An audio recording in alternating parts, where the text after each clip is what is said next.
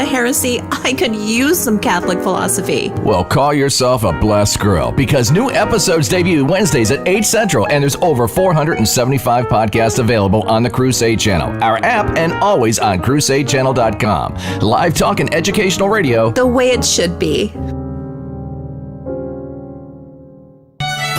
Hey folks, it's Mike Church, producer of the Shakespeare Radio Film Festival, announcing that we're offering the entire festival, including Joseph Pierce's commentaries, for just $19.95. That's a 50% discount. This exclusive download will include over 16 hours of festival content. To reserve your Shakespeare Radio Film Festival download at an incredible 50% off, go to crusadechannel.com/Hamlet. When most people hear the word coffee, they conjure up visions of a ceramic mug in the palm of both hands and a woman slowly sipping. This isn't a Folgers commercial. It's for Capuchin Holy Roast, and here's how I take mine. With a dash of vanilla, a pinch of cinnamon, a spoonful of honey, and lots of heavy cream. Add some ice, shake, and then enjoy, while knowing that's $6 the libs at Starbucks can't spend to ruin my life and yours. Cappuccino Holy Roast in whole bean or grind is available at shop.mychurch.com. This is Capcom. We are ready to go for launch at the Crusade Channel launch site. New show lineup. Go. Broadcasting live on X, YouTube, and Rumble. We're go, Flat. Breaking news updates. Go. The Mike Church Show Band. We're go. We're go for launch for the Crusade Channel 4.0 mothership. 2, 1, lift off. On August 4th, the Crusade Channel launched Crusade Channel 4.0, the mothership. And now you can see why everyone else is lost in space. Back in the 90s, there was this thing called the cigar boom, where everyone was buying and smoking handmade cigars. But here's the thing. The popular cigars then were the best-made cigars, like Fuente, Joya de Monterrey, and Avo. Over the next 10 years, craftsmanship was replaced by gimmick and slick packaging, and that's when I decided to get in the business and launched El Rey Dude Corona cigars. 20 years later, I launched Mancipio Maria cigars, with that same principle in mind. Make a great handmade cigar, and that's exactly what we do in 4 sizes. I invite you to try a 4-pack sampler of my Mancipia Maria cigars and taste them for yourself in smooth, natural, or bold Maduro wrappers. And to sweeten the deal, I've discounted them 25% for a limited time. And as always, we include a personal humidifier with every order. To order, go to shop.mikechurch.com. Order $50 or more, and shipping is on me. Try my Mancipia Maria cigars today at shop.mikechurch.com. It's the WWE and the UFC for live talk radio Thursday Night Throwdown, hosted by you. Win a seat at the table, win the throwdown, and then you pick next week's topic. Now that's real live talk radio exclusively on the Crusade Channel. Radio, the way it should be. Everybody loves a good trilogy. The Lord of the Rings, Star Wars, and now the KingDude Seasoning Trilogy. There's Beast and Butt Rub, Acadiana Steak, and the brand new Chicken Mamu Seasoning, a lemon herb-based rub that's won trophies in barbecue chicken cook-offs. Now, we've bundled all 3 spices together, and you can get them for one low price for less than it costs to rent a movie trilogy. And the KingDude offers you his personal money-back guaranteed of your taste buds' complete satisfaction. Order a KingDude Seasoning Trilogy today at shop.mychurch.com. Hello, Crusaders. It's Trader Jill, a.k.a. Lee. When I want the best in live talk radio in the palm of my hand, I always have it with the all-new Crusade Channel 2.0 app, even for technophobes like Jim. Listening to or watching the KingDude live or on podcast is just literally 2 clicks away, and installing the app is so easy. Open up a browser on your device, go to crusadechannel.com/app, tap the download button, then open the app. Tap login now or proceed as guest. See, it's really that simple. Don't ever be without the Master Chief himself.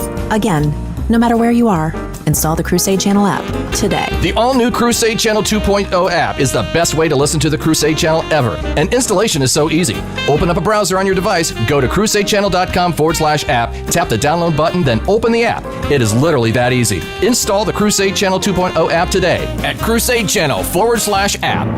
You may not believe it, but Bram Stoker's Dracula may be a work of non-fiction. What? That's scarier than getting stuck in an elevator with Jasmine Crockett. Oh, good grief. Really? Come on, I'm trying to be serious here. Okay. Hear it and other amazing tales on Turley's Believe It or Else, 10 to 11 a.m. Central, every Tuesday on the Crusade Channel. our app, and always on CrusadeChannel.com. Live talk and podcast radio. The way it should be. In the era of the Biden regime, the Mike Church Show lives by the creed, if at first you don't succeed, try again. And if that doesn't work, move to Grenada. Just a minute now. Hold on, Mr. Potter. Just a minute. Now, you're right when you say my father was no businessman. I know that.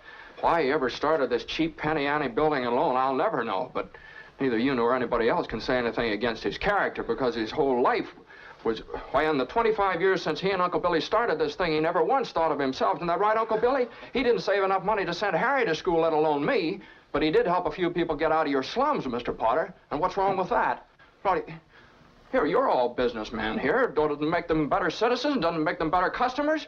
You said that what'd you say just a minute ago? They had to wait and save their money before they even thought of a decent home? Wait for what?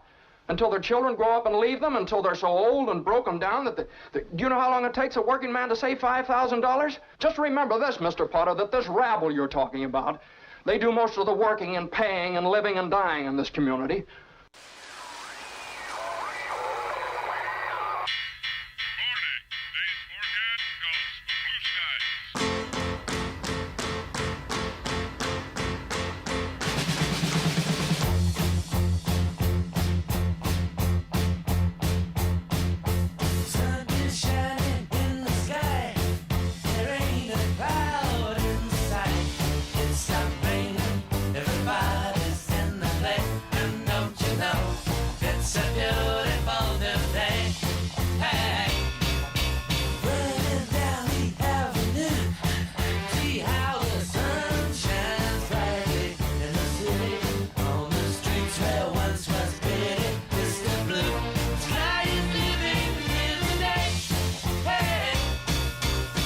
Please tell us why. Please tell us why you had to hide away for so long. Why did we go wrong? Mr. Blue Sky, please tell us why you had to hide away for so long. So long. Why did we go Root! wrong? Don't eat that! That's a Friday tradition, it seems, these days. You got to play Mr. Blue Sky. Of course, there are some people out there that even if the sky is blue, it's not blue. Man, dude, it's the season of Advent. Christ is coming in, today's the 5th, in 19 days. As he's stable at Bethlehem, we will once again celebrate the great, basically the St. Andrew prayer. Hail and blessed be the hour and moment in which the Son of God was born of the Blessed Virgin Mary. And freezing cold in Bethlehem. And at that hour, we beseech you, O Lord, hear our prayers and grant our desires. That will happen. President Trump said so last night, too. It will happen again. That's cause for hope. It's cause to be thankful. God so loved the world as it goes. But for some people, and there's a lot of them out there, well, I'm not celebrating Christmas this year. Well, then don't. You don't have to bring your misery into everyone else's world. In any event, it is a beautiful, blessed feast of Sabbath the Sanctified today. Tomorrow is December the 6th, and of course on Monday is a big feast day as well here. Always on the Crusade Channel. Catch the MICM Saints of the Day podcast today, and you can catch Saint Sabbath the Sanctified on your smart or your dumb phone at CrusadeChannel.com, or just download the app. The easiest way to do it is just download the app. This portion of the program brought to you by, ta-da, that's a really cool cutting board. It's actually made in India from, oh gosh, I was just looking at this wood. It's not teak wood, but it looks like teak wood. And it says Eat, Pray, and Love on it. Of course, this is part of the bougie gift pack that we put together, that Maggie and I put together. You get a Inspired by Faith, Fueled by Coffee towel, and a And a faith one. Right. So it's really cool. And a cheese knife, plus the charcuterie board, all for one low price, shop.mikechurch.com. You know, I suck at being on the QVC channel. The most awesome thing is the feet. It's got feet. Oh, yeah. So you flip it. See, I'm really going to do my QVC channel best. Oh, and see, my fan. Here, I'm going to do the girls on The Price is Right. See the feet, so that when you sit it on the counter, it is not sitting on the bottom of the board. Instead, it's sitting on the feet there. And so it just gives you a little bit of lift there, and you can move the thing around. It's a great little gift set for anyone, especially if you fancy having bougie charcuterie parties, Muffy. Get you one today at shop.mikechurch.com. There's the bougie one. There is the gentleman's one, which has the Sacred Heart tie. It's the Catholic Gentleman's. I changed the name to Catholic Gentleman's. There is the Backyard Barbecue Master one that we put together for fans, Beast and Butt Rub. There's the coffee lovers, and there's the tea lovers. So something for everyone, and if you can't make your mind up, well, just buy yourself a gift certificate and go shopping for yourself on the 26th at shop.mikechurch.com. I'm sorry, a gift card. Gift cards are in the Founders Trade and Post store, shop.mikechurch.com. I really like this cutting board. It actually is really cool.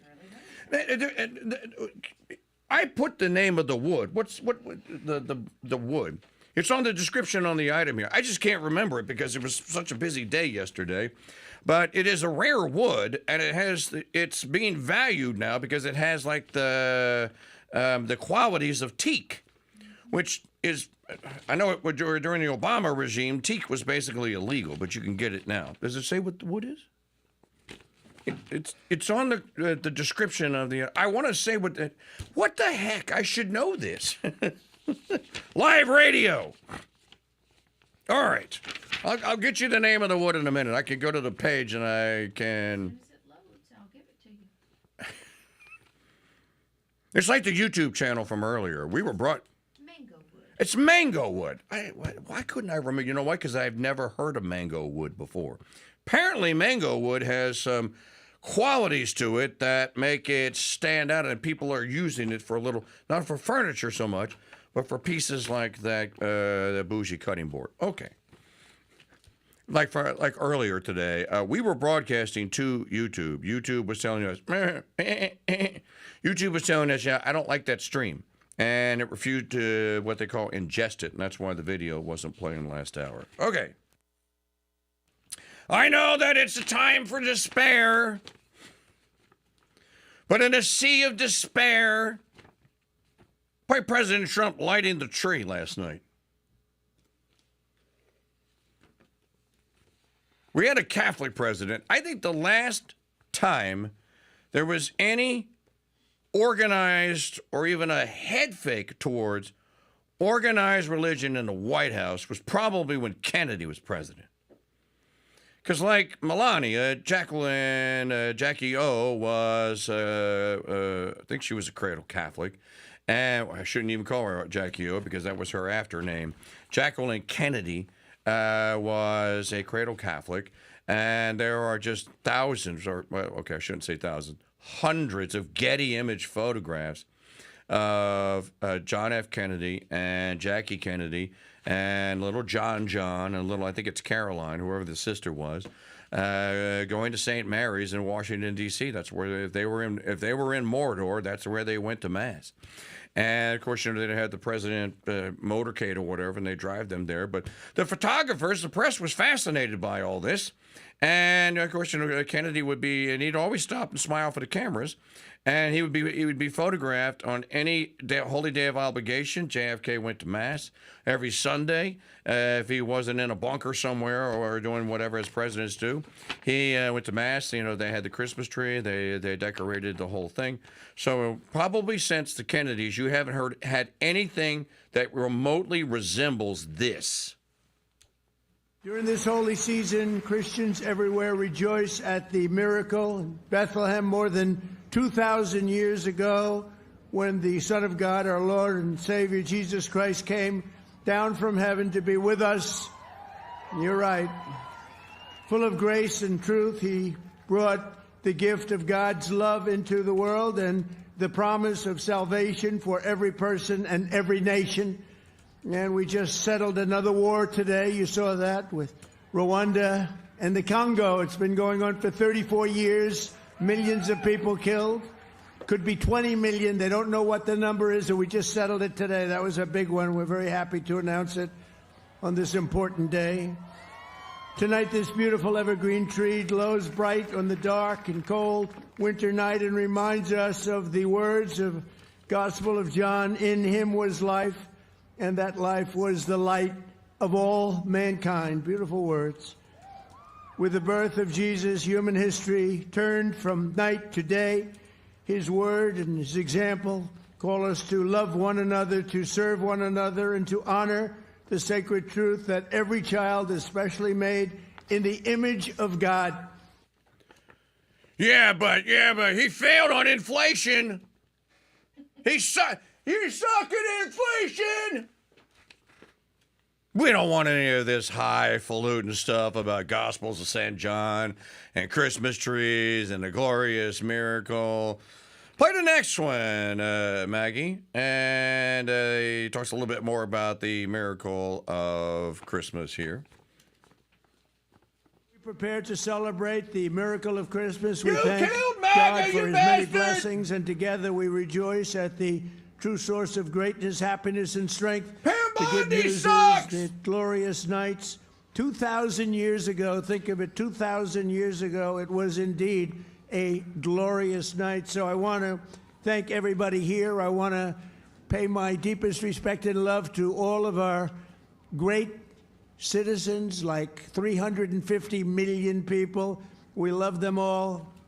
Whether you like them or not, we love them all. We want to take care of everybody. We have to take care of everybody in our country. I want to wish everybody a very Merry Christmas and a Happy New Year. And have a good time. And you're going to see some great entertainment. Thank you very much, everybody. Merry Christmas. Happy Hanukkah. Happy New Year. Thank you, everybody.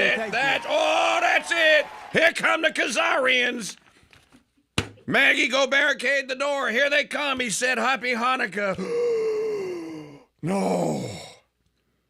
I told you he was one of them. You know, only certain people that are Americans could take to steal the, speaking of Republicans stealing defeat from the jaws of victory, it takes a special kind of American to steal misery from the jaws of joy of a president that actually said Jesus and Christmas in the same paragraph. Honorably. But, you know, that's just me, and I am stupid, and I'm not keeping up with the times, you see. So, I offer my humble apologies for my just misguided and naive view that we're glad to be alive and live in the United States. I'm sorry. I'm going to work this weekend. After I go to the Roddy Chaley Mass on Saturday at St. Patrick's. I'm going to work after that Mass. I'm going to work hard on what the people really want, which is I need to yell more. I'm going to have to say, okay, that's the last good thing I'm ever going to say about President Trump. Because apparently this is all part of a ruse. And by the way, Polymarket says the Republicans are going to lose the House. And I tell you, Polymarket was around. Polymarket called the steam engine over John Flippin' Henry. These guys have gotten everything right since Dewey Truman. And if Polymarket says it, well, then so be it. I digress. I almost thought joyous thoughts for a moment here, but I caught myself. Don't do it. Don't do it. Because we have so much to not be thankful for. So many things that have not been done. Let us focus on them. We can't stop for just a moment. Hey, is that roses? No. That's fake. Oh, it's artificial stuff. They squeezed it from a Renews-It can. Okay. I'm sorry. By the way, before somebody can correct me, and I used to know this prayer because I usually say at the chaplet every year. I just didn't get into it this particular year. Going to get it for that too. But hail and blessed be the hour and moment in which the Son of God was born of the most pure Virgin Mary at midnight in Bethlehem in the freezing cold, or wait, stop the tape! In piercing cold. In that hour vouchsafe, I beseech thee, O my God, to hear my prayer and grant my desires through the merits of our Savior Jesus Christ and his blessed mother. Domina Patris et Filii et Spiritus Sancti. Amen. Thank you very much. There you go.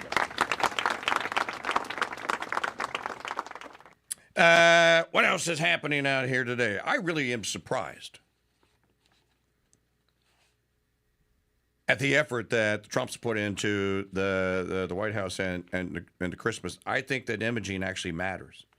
And I know I'm stupid and naive, and I'm not keeping up with the times or what audiences really want to hear, but I still think that it matters. And I think that what the Bidens did was just reprehensible. Somebody was joking in the chat room, you're probably not far off. I don't know that there wasn't a black mass that was said instead of a Christmas mass. You know that they were inviting pedophiles and pederasts were roaming around the White House. Still no one knows where or who dumped the 8-ball of cocaine on the bathroom counter in the White House. That mystery's never been solved. No, I'm not going to lose any sleep over it, but I think I kind of have an idea of whose that was, and I don't think it was Hunter's. KingDude, who do you think it was? Guess. Heels up.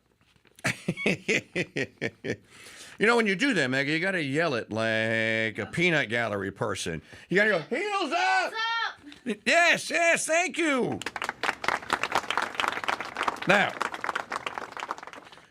someone went into the mean streets of Minneapolis and asked the wonderful, greatest citizens among us, where would Minneapolis and Minnesota be without our beloved Somalians, who without them we wouldn't have bankers, we wouldn't have bakers or candlestick makers. Without our wonderful Somali population in Minnesota, why? Well, you know what? We just wouldn't have life. Minnesota was dead until Somalia pumped gorgeous, beautiful Muslim Sharia law life into it. And if the rest of the United States doesn't want that, well, we're just going to import a couple 100,000, maybe a couple of million more, and the invasion can start from the north and work its way down to the south. I've actually seen how these Somali people fight wars. By the way, people that actually will fight wars and have the intention of winning them, they fight for what is behind them. They put their backs to what they love and are willing to die for, and they are willing to die for it. They fight for what's behind them. You never fight to go eliminate unless it's for what's behind you, what's in front of you. That's a Chesterton quote there, but Belloc said something to the same effect, and so did any great Christian Catholic writer of the early 20th century, and maybe even before. And, of course, the war must be just, and you must have a just war action here. Are the Somalians, can they be contained in Minneapolis? Why did Obama, this is primarily Obama's doing. Yeah, some of it was done, going all the way back to the Clinton era, but why did they choose Minneapolis? Did they choose Minneapolis because the other city or the other side of the city is named for St. Paul? Did they choose St. Paul because it would cause maximum offense Maybe they're just idiots against the Holy Ghost or the Holy Spirit or the Catholic faith or people that practiced it or any Christians that love reading the epistles of St. Paul? Whatever the reason here, this is the end result. This is what Somalians on the beautiful streets paved with Sharia law gold told journalist, what's the guy's name? Do we have his name? He didn't say what his name is. Told this journalist as he went around, hey, can I ask you a question? You kind of look Somali and stuff. Neighborhood of Minneapolis. Do you feel more comfortable living under American law, or do you feel more comfortable living under Sharia law? Sharia law. I'm a Muslim. I prefer Sharia law. Well, then why don't you move somewhere where they Do you have it? prefer Sharia law over American law? Of course, yeah. Of course, yeah. And do you find most of your friends feel the same way? Yeah, of course. If you're Muslim, yeah. He can make his daughter marry somebody. Yeah, he can. Yeah, he can. He has the authority, you know? The authority to that. Yeah, to do that. Yeah. So here, how young? Are they filming this in Mogadishu or this is in Minneapolis? Is it right to kill somebody who insults Muhammad? Yeah, because she is just, she hid the religion, I understand. But she shouldn't pick up the prophet, you know? Do you understand why people would want to attack her? Yeah. If you had a choice, would you rather live here or would you rather live in the Muslim country? I'd rather live in a Muslim country with my people. Would you prefer to live Your in America or prefer to live in Somalia? For me, I think it's Somalia. Well, why don't you go there then? I'm not American. Hey, we can make all your dreams come true. You know what I mean? I'm articulate and I can articulate what I'm trying to say. You know what I mean? That's about it. But other than that, I mean, as far as my culture and my preferences and everything, it's still Somali. You know what I mean? Even though here you have all the freedom and stuff like that? And even though I have all the freedom... I think life might be better in Somalia than here. Because now you have the freedom of it, of practicing your religion while working and doing your other things. So you're here so you can be a Muslim while you're working and do the other things. But you prefer to do it in Somalia. Well, you know what? We can actually make all of your champagne wishes and caviar dreams. We can make all your dreams come true, buddy. President Trump has a plan for you, pal. I think most people would be stunned if they were to hear that and believe that, well, where did he, are you sure he was in Minneapolis? Kind of looked like he was in Mogadishu to me. No, it wasn't Mogadishu. That place is... You have to wonder, well, wait a minute. I thought all these Somalians had been assimilated. And I thought that, according to Jacob Fry, they are the salt of the earth. They are the backbone of all things Minneapolis. So Minneapolis is a Sharia law city. You know that the United States guarantees to every state in the union and to the people that live in it a Republican form of government. A Republican form of government is not a Sharia law form of government. If you continue this, and then you continue to make overages or to continue to suggest that somehow the Muslim and Somali way of life is a way of life for everyone in Minneapolis here, you're going to have a major problem on your hand, especially as long as that guy is president. Now, if you were watching this and you didn't know any better, and someone were to tell you, guess whether or not these people are new arrivals to Minneapolis or whether or not they had been there for any amount of time. Most people would, well, they're probably new. They speak perfectly fine English. Obviously, though, they have a second language because you can hear it in the dialect that you're just, I would put a Sharia law to. Here's another question to ponder. Where are they hearing about Sharia law? How do they even know about it? You might be surprised to find out that some of those people that were interviewed in that video had been in the United States and in Minneapolis area for decades. But still you think that Sharia law, folks, this is a problem. This is a big problem.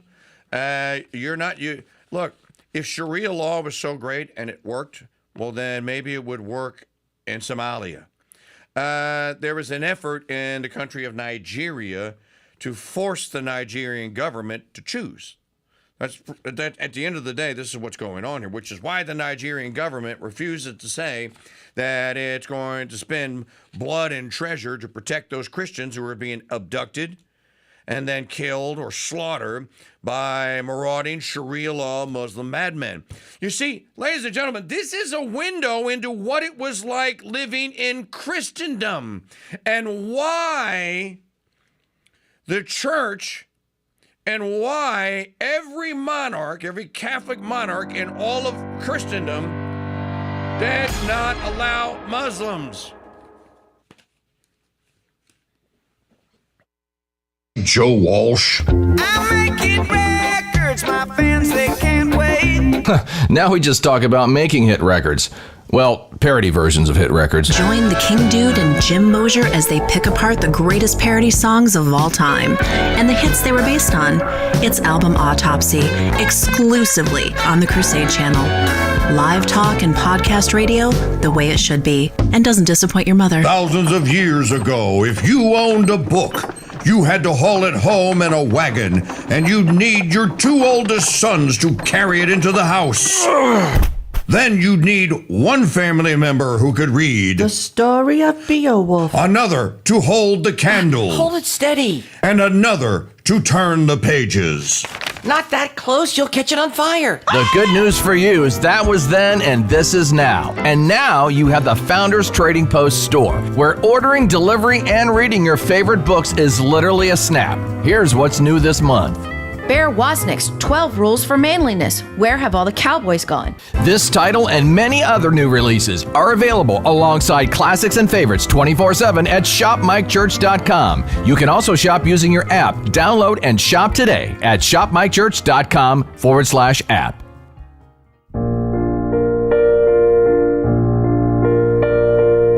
The Crusade Channel and the slaves of the Immaculate Heart of Mary's Sisters present the Saint of the Day.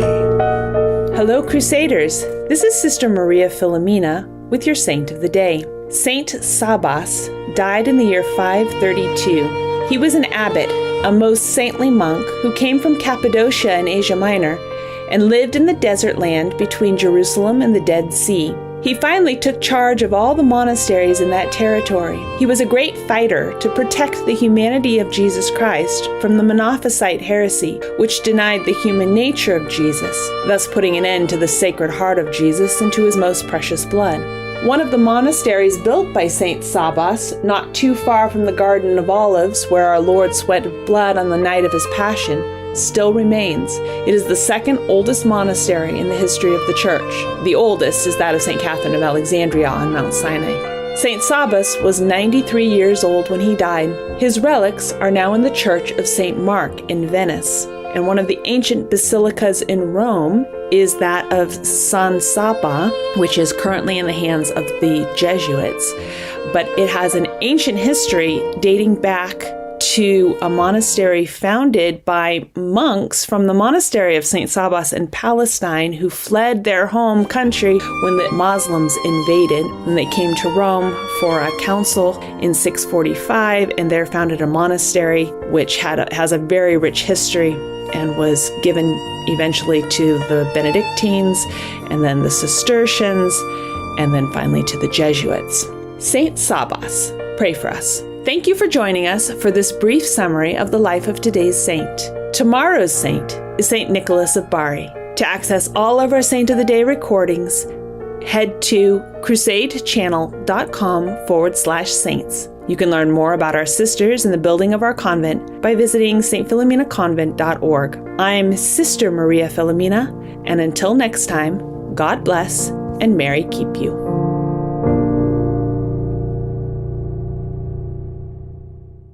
Do you hear that, Maggie? Do I hear what? You don't hear the sound of bees buzzing about? No, I see the result of that buzzing about and these beautiful new beeswax candles. We sell candles now? Not just any candles. These are handmade beeswax candles. Well, that explains me imagining bees. And they come in different sizes. There's a votive, a 3-day, and a 7-day size too. Well, that should start a buzz in the store. It better, or you'll get the buzz. Order handmade beeswax candles today while supplies last at shop.mikechurch.com. Hello, Crusaders. It's Trader Jill, aka Lee. When I want the best in live talk radio in the palm of my hand, I always have it with the all-new Crusade Channel 2.0 app, even for technophobes like Jim. I heard that! Listening to or watching the KingDude live or on podcast is just literally 2 clicks away, and installing the app is so easy. Open up a browser on your device, go to crusadechannel.com/app. Tap the download button, then open the app. Tap login now or proceed as guest. See? It's really that simple. Don't ever be without the Master Chief himself. Again, no matter where you are, Install the Crusade Channel app today. The all-new Crusade Channel 2.0 app is the best way to listen to the Crusade Channel ever. And installation is so easy. Open up a browser on your device, go to crusadechannel.com/app, tap the download button, then open the app. It is literally that easy. Install the Crusade Channel 2.0 app today at crusadechannel.com/app. If women living near rivers and taking the pill turns the frickin' frogs gay, imagine what happens to men on the same river who don't listen to Mike Church.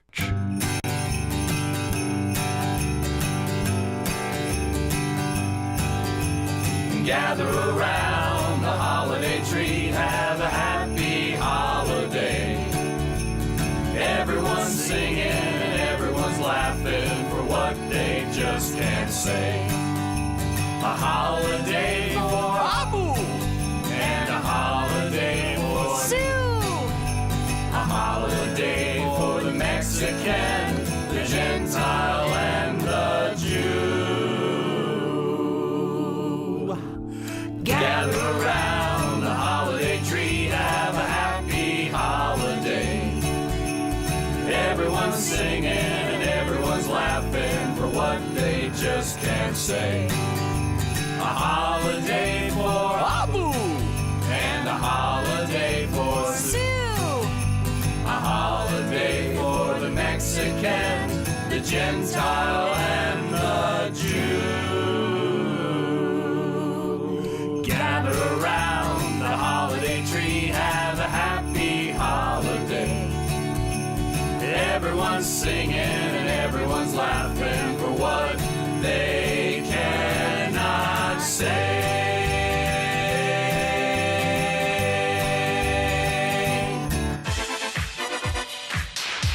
Let's do it!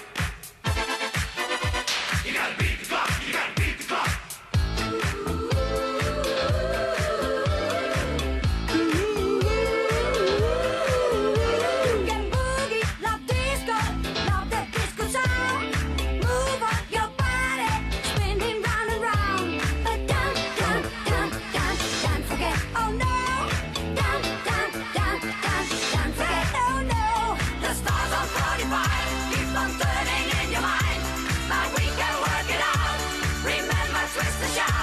You'll still not tell me why and no reply.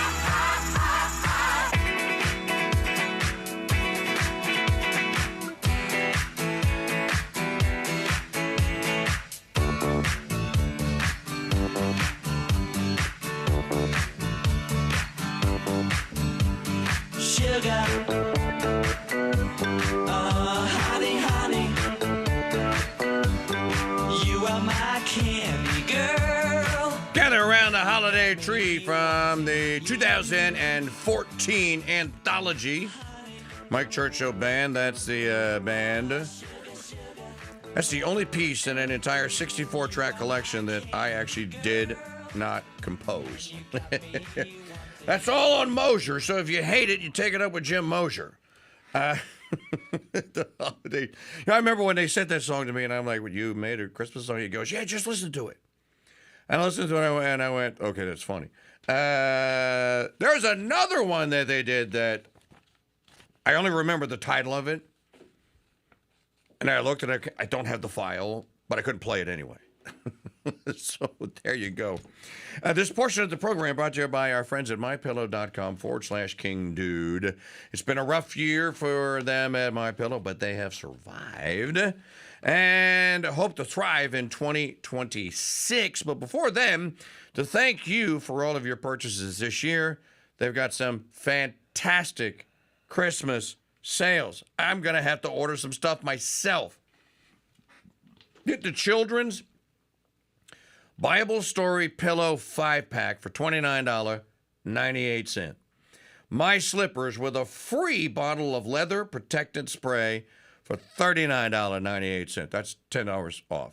Because they're regularly $49.98. Blankets, comforters, and duvets for as low as $25 in a blowout sale on the standard MyPillow, just $14.98. You know how much MyPillow usually costs? They used to retail for $50, $49.98 in the store. You can now get one regular size $14.98. Queen size, $18.99. King size, only a few dollars more. So, know someone that's saying, I'm not getting the best night's sleep in the whole wide world. Oh, well, great. I have a great Christmas gift for you. Here's a boop, MyPillow. Go to mypillow.com/KingDude, mypillow.com/KingDude, and tell them that we sent you. I want to play this clip because I don't know what exactly it is that he's saying, but Ron DeSantis is on the set of Fox and Friends, and he is talking about eliminating or ending property taxes in the great state of Florida. If you thought there was a mad rush to get to Florida before, you bring it into property taxes, and you're going to have people from across the South that are going to start considering it. Now, I think that the way that this works and the way I hope it works is that Florida actually does this, and then there is a domino effect. Other states going like, well, we don't want our citizens all leaving to go to Florida. By the way, they will replace that revenue, I would imagine, with some sort of a sales tax. It's usually the way it works. I don't really have a problem. You're going to have government. You have to fund it. But I don't want to fund it through property taxes. I am certainly not funding government-run cesspools of pinko commie indoctrination called schools with my property taxes. I think it's wrong. I think it's a crime. My children are no longer in school. While they're in school, I paid an ample amount of property taxes. So I think this whole shit, the entirety of the public, they call it public, that's a disguise, government-run school system needs to come to an end. You know who sends their kids to government-run schools? People that are on Medicaid. Everybody else, choose a private school. Stop moving to where the stinking school district is. It's stupid. But here's DeSantis. I'm talking about eliminating property taxes. Temperate, but so here's the deal. People are being squeezed across America. Squeezed. Property taxes are a big part of that. Why? Because it's an unrealized gain. When home values go up, you can have a home. Now all of a sudden you're paying more, even if the local government didn't even raise the property rate. Listen to this. 2019, my first year, and property tax is all local in Florida. We don't get any of it. We have surpluses. We've paid down debt at the state level. We're fine. There were $32 billion in property tax revenue collected in 2019. You know how much they are in Florida now? $56 billion in a 5 or 6 year period. That's almost doubling. So here's the thing. From a growth of government perspective, you can't almost double local government every 5 years. That is totally unsustainable. The reason the spending has happened is because the values are getting assessed higher and they have a gusher of revenue. So here's what our proposal is, and we're still working through the details because we want it needs to work. We're going to have strong police, strong, no one's been stronger on law enforcement than me, strong schools, we're going to do that. But we're going to focus on Florida homeowners homesteaded. So like Sean, when he used to have his condo in Naples, he was still a New York resident. They can still tax that, right? But if you're a Florida resident, you get to pick your primary residence, your homestead. We think you ought to own that free and clear of the government. That's a fraction of the overall property tax revenue. So about 70% is non-homestead residents or non-residents, and then commercial. So we're in a unique situation. So much of our taxes are paid by people that visit. And so we have a chance to give historic relief for Florida. We're going to be continue to work on this. We're working with all the stakeholders. We'll work with the legislature. They got to put it on the ballot in Florida, and the voters have to approve it. This is all local. The state does not control property tax, but we're in a position where we can help lead an effort that will give relief to people. So this issue is extremely frustrating. We have to deal with the same thing in Texas with the property tax. You truly don't actually ever own your home, even if you pay it off, because you got to pay the property taxes. But one of the critics, what they normally say is that if you don't pay the property taxes, then you don't have good schools. What do you say to those critics? Well, we're going to have all these snowbirds that have these properties, some of these wealthy people that buy these and live in them, you can tax them. You can still do the taxes, what you're doing on Airbnbs. Right. There's a lot of ability to tax and be able to raise revenue for the things that really matter. We also have some rural counties. We have 32 fiscally constrained. So, you know, Miami-Dade, Palm Beach, these are powerhouses.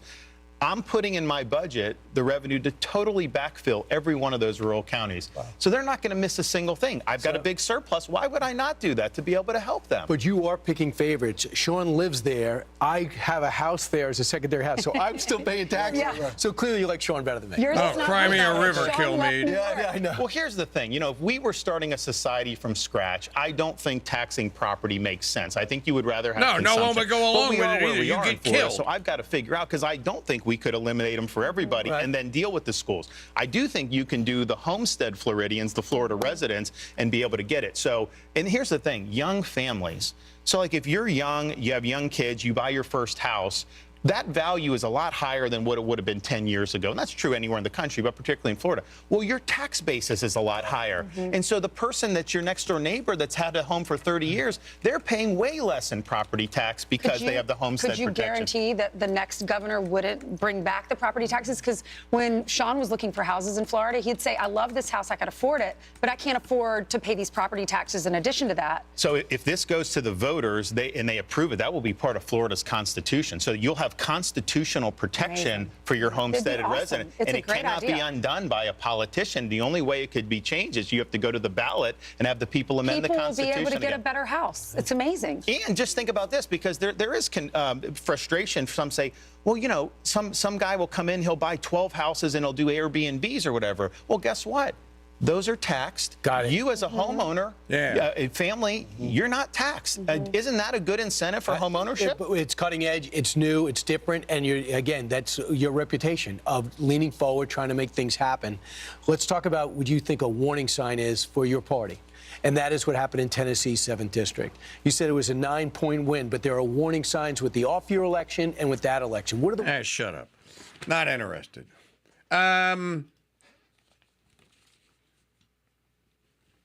Eliminating property tax for people that are citizens and actual homeowners.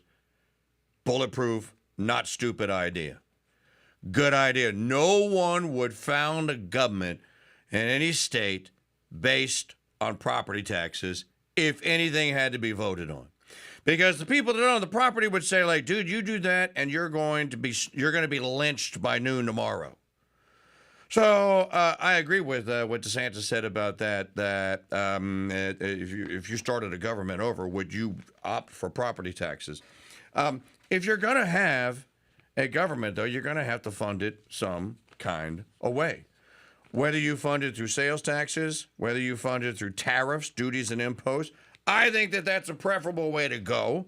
Well, I don't think the taxes, just by and large, that the term tax, and that if you have a tax, that is just like inherently evil. You know, they handed Jesus a coin, and they asked him about the coin.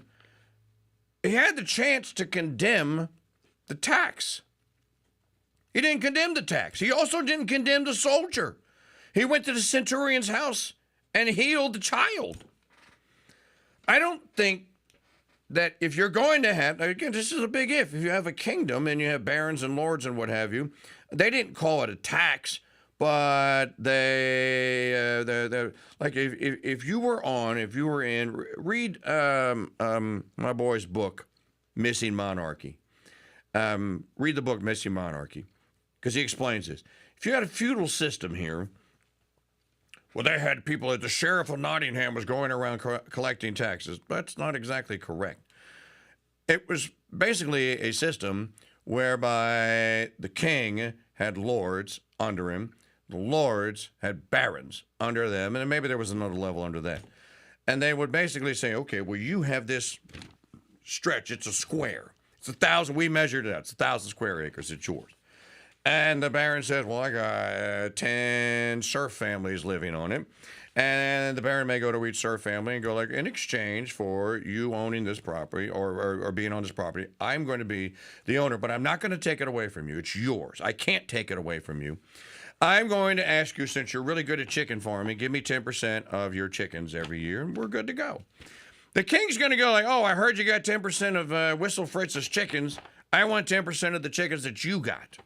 This is pretty much a system of barter, basically, where they weren't actually exchanging currency or funds, because your peasant or your serf was probably not leaving his farm or his ranch very often to go out and to go participate in free market economics. He didn't care about them. As a matter of fact, he didn't need to, unless he needed to make a deal with the blacksmith down the street because his horses or whatever needed shoes. It was a really simple system, but they did have a method of collecting revenue. They just didn't call it taxes. They called it something else. In any event, I think that that's a good idea, and I hope that they do it, because then other states in the South are not going to go like, dude, we can't have a property tax anymore. I think property taxation is complete and total theft. Either I own my property or I don't.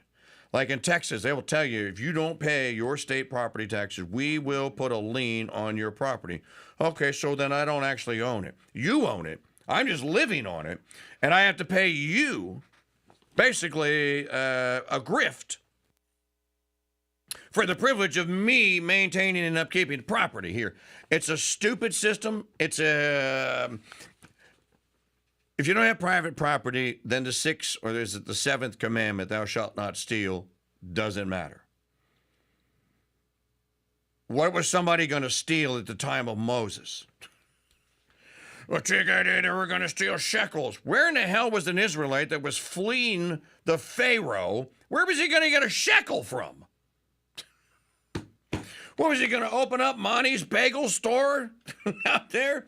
And you might remember that they didn't have that they were pleading for manna from heaven, remember? So if you don't have property, then you can't steal. So private property is stealing private property is a sin, and I think it needs to be abolished everywhere. And look, Ronald Reagan always said what American democracy is a competition for good government. And we ought to have the states being the laboratories of democracy, I think. And the states ought to be competing for citizens. Well, I think that pretty much is what's going on with people in New Jersey and New York choosing, like, hell, I don't want to live here anymore. As a matter of fact, I'm not going to live here anymore. Shopping around to see what state they're going to live in. Yeah, I'll give you a primo example of this. Mark Kreslins. Mark Kreslins lived in Maryland, where I think he lived near, or maybe it doesn't matter. He lived in Maryland. The Dolans still live in Maryland. In your chat room, Dahlberger. Kreslins decided around 2012 or 13, or I forget the year, somewhere up in there. Mark decided, he goes, I'm not paying Maryland's property taxes and sales taxes and all these other confiscatory. I'm not doing it anymore. I'm leaving. And so he went shopping states. And he really did. Mark and I were really good friends. And I can remember him. He had a radio show that he was talking about it. He shopped Florida. He shopped Georgia. He shopped Alabama. He didn't like Mississippi. Shopped Louisiana. He shopped Texas. Shopped Arkansas. Shopped Kentucky. Shopped Tennessee. And shopped Oklahoma. Can you guess which state Kreslins chose? Now, if you know Mark, you know the answer to this. So Mark wound up, and he factored some other things in because he owned a business at the time, and there were some other considerations there. He thought for his family and his money and for his situation in life that the best, and he also thought about issues like pro-life, about issues of life. Mark ultimately chose Oklahoma. Now, I think that that's a pretty good example because Mark is a sharp guy. And Kreslins was out there looking and going, Kreslins. Remember, you used to go, I know what you're thinking now. Kreslins, don't do it, Kreslins. But he weighed all the circumstances. I bet if you go ask Mark today, are you happy with your choice? He'd probably tell you, yeah. Glad I left Maryland, and I'm glad I'm in Oklahoma, and I'm an Oklahoman now. I think that there is something to that. And you know what? Conservatives used to talk about things like that. That's simple. That's low-hanging, simple stuff here. So, vote with your feet is the word, which is why people in California are leaving in droves and moving to places like Texas or Montana. Most of them don't choose Montana because they don't like the cold. People like Maggie go like, TKD, I'll go anywhere with you, but I ain't moving to Montana. I ain't doing the winters in Montana. Nope, not going to happen. But Maggie, they're giving us 10,000 square acres and 1,000 head of cattle. Nope, not doing it. Some people just don't like the cold. You'd think that the Somalians from Somalia wouldn't like it. But anyway, I saw that flashing up on the screen on Fox News, and I thought it was worthy of playing because I think that is correct. By the way, and DeSantis, look, if this guy's not running in 28, of course he's running in 2028. This is the kickoff campaign. This is the campaign event. And all he's got to do, if it doesn't go through, is say, blame the legislature. So, well, I gave him the idea. They didn't want it. Are the people of Florida now going to call their representatives? I think that you should, and you should absolutely demand that you want to be let off. And another thing, he was asked about government schools.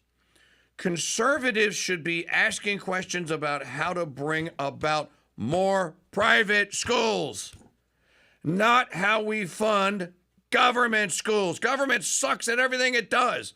The only thing it's good at is counting money, stealing money, counting it, and then bombing. Here, what you used to say about the military, what are they good at? Blowing up people, blowing up things and killing people. That's what they're good at. I don't think they should be in control of almost anything. Can they regulate certain things? Can they enforce Christ's laws? Yes, that is actually the role of government. That's what we want government to do, whether it's a king or it's a legislature or a queen. Enforced Christ's laws. Pretty simple.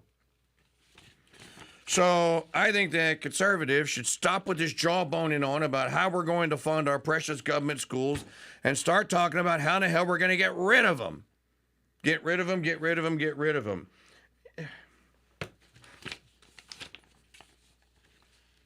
This is just in. I didn't see this till this morning. In a major defeat, listen to this. In a major Free Phone Friday defeat for Democrats, last night, the United States Supreme Court has temporarily paused a lower court injunction that attempted to prevent Texas from enacting its new congressional map. The ruling guarantees that the map will be used for the 2026 election.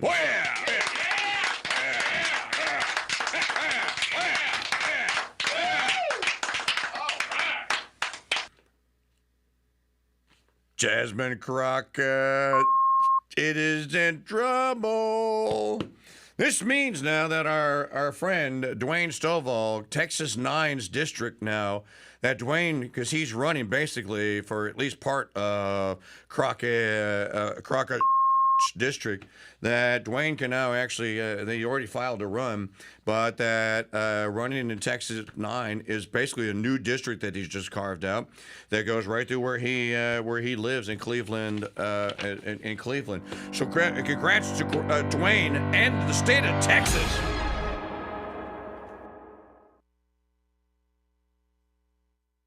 UFC for live talk radio Thursday Night Throwdown, hosted by you. Win a seat at the table, win the throwdown, and then you pick next week's topic. Now that's real live talk radio exclusively on the Crusade Channel. Radio, the way it should be.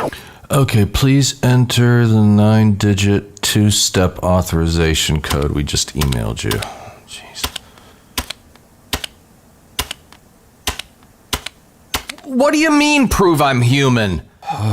Okay, that's a car. That's a car. That's a car. Those are not cars. Please try again. Oh my gosh. I'll show you. Try again, stupid piece of AI mother. Here, try this.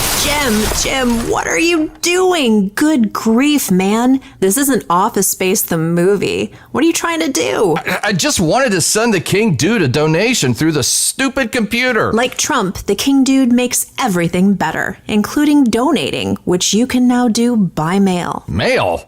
They still have that? Of course they do, and the KingDude's keeping the ponies running on time and in business. Just snail mail your donation to P.O. Box 400, Madisonville, Louisiana, 70447. Ha! And you can't. You're such a boomer. Me this time. And wait a minute. I know they're around here somewhere. There! Ha-ha! Dude, those are airmail stamps from the movie Airplane. Surely you have. Of course I do. And don't call me Shirley. The Crusade Radio Guild is a 501c3 nonprofit corporation, so your donations are tax deductible. Donate today. The Crusade Radio Guild, P.O. Box 400, Madisonville, Louisiana 70. Broadcasting 50,000 kilowatts from atop the tallest radio tower on the planet. We are KRSD, the Crusade Channel, Madisonville. Well, it's what our call letters would be. Crusade Channel News. News you can trust. Because let's face it, the truth just sounds different, like a symphony of facts. And now, from the Crusade Channel News Desk. Hello, Crusaders. Welcome to Friday, December the 5th, 2025. I'm Ron Stafford reporting for the Crusade Channel News Desk, live from the Stafford Ranch in beautiful downtown Chester, Maryland. Today's newscast is brought to you by the all-new Crusade Channel 2.0 app. It's the best ways to listen to the KingDude ever, and installation is so easy. Just open up a browser on your device, go to crusadechannel.com/app, tap the download button, and then open the app. It is literally that easy. Here's what to listen for this hour. A Navy Admiral is in the hot seat. A prominent Republican is not going anywhere, and we're planning with that big, beautiful ballroom. A naval admiral commanding the U.S. military strikes on an alleged drug boat in the Caribbean told lawmakers yesterday that there was no, quote, kill them all order from Defense Secretary Pete Hegseth, but a stark video of the attack left grave questions as Congress scrutinizes the campaign that killed 2 survivors.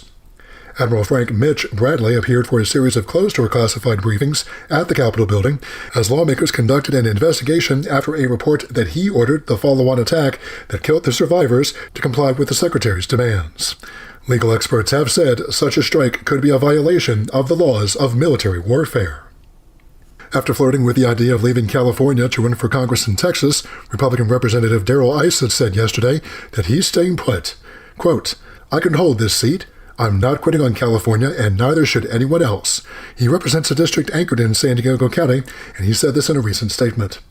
Issa's brief footloose impulse was prompted by the November approval of a new U.S. House map at California that drastically reshaped some districts, including his own, in advance of the midterm elections.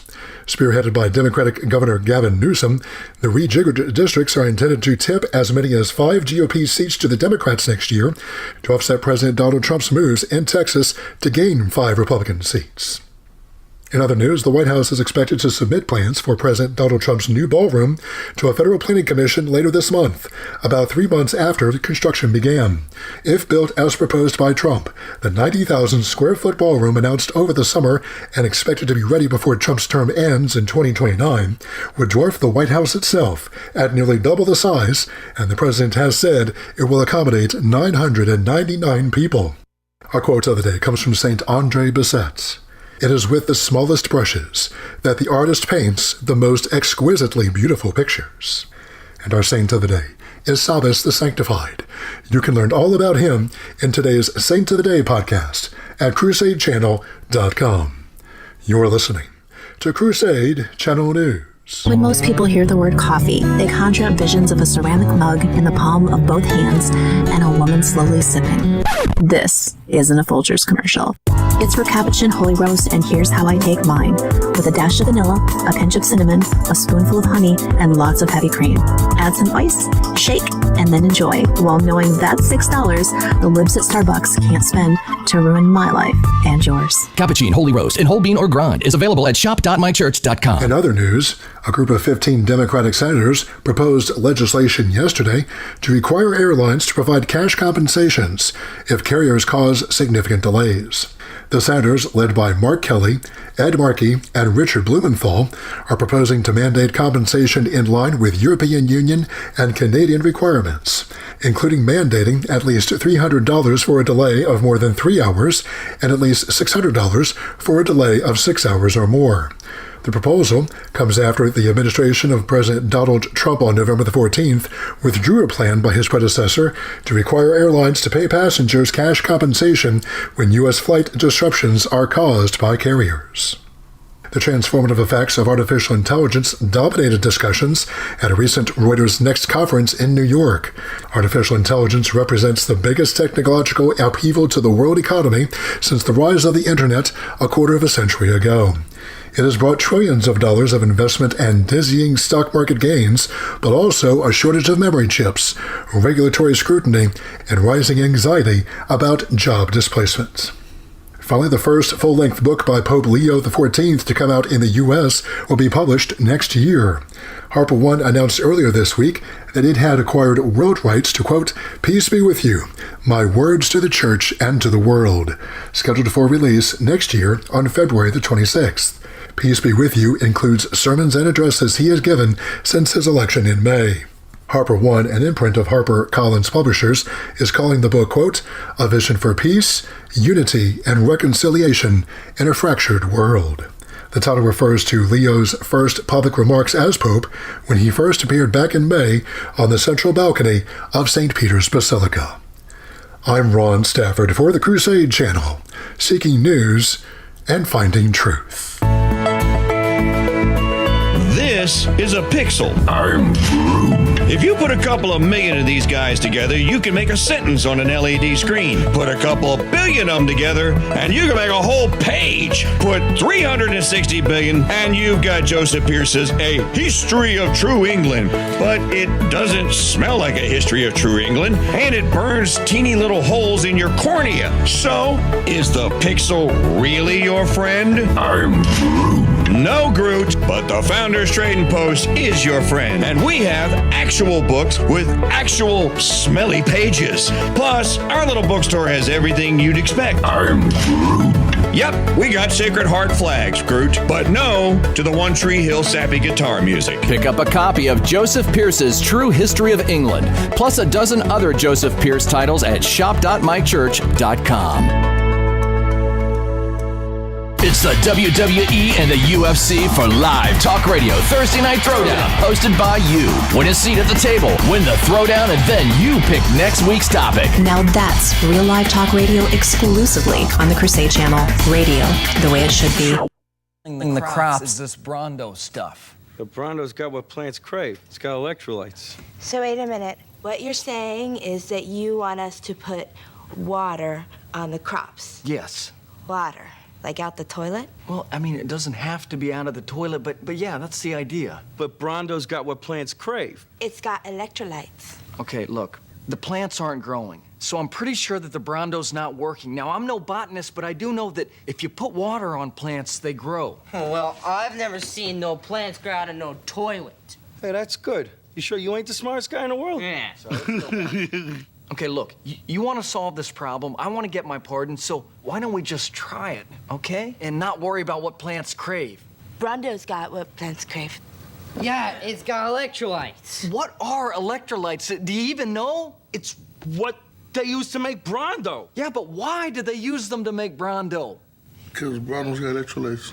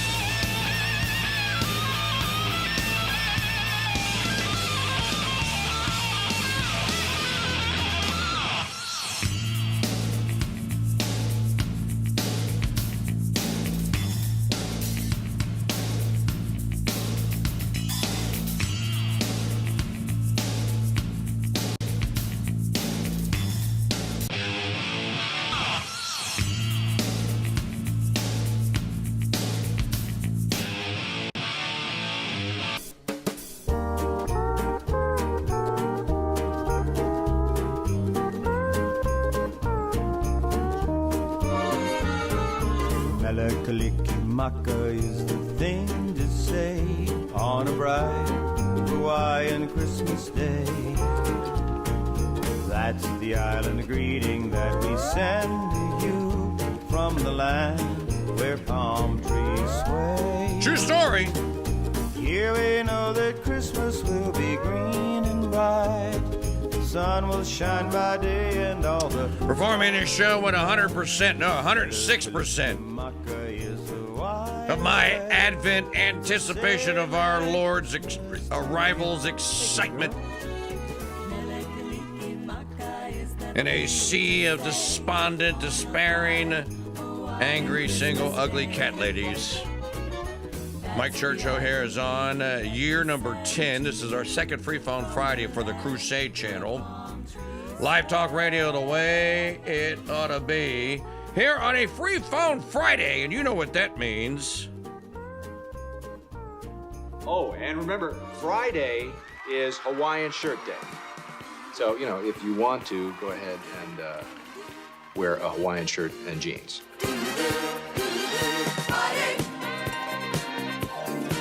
It's Free Phone.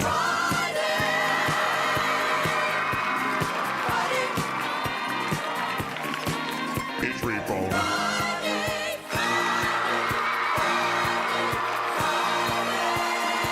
Yes, it is a Free Phone Friday.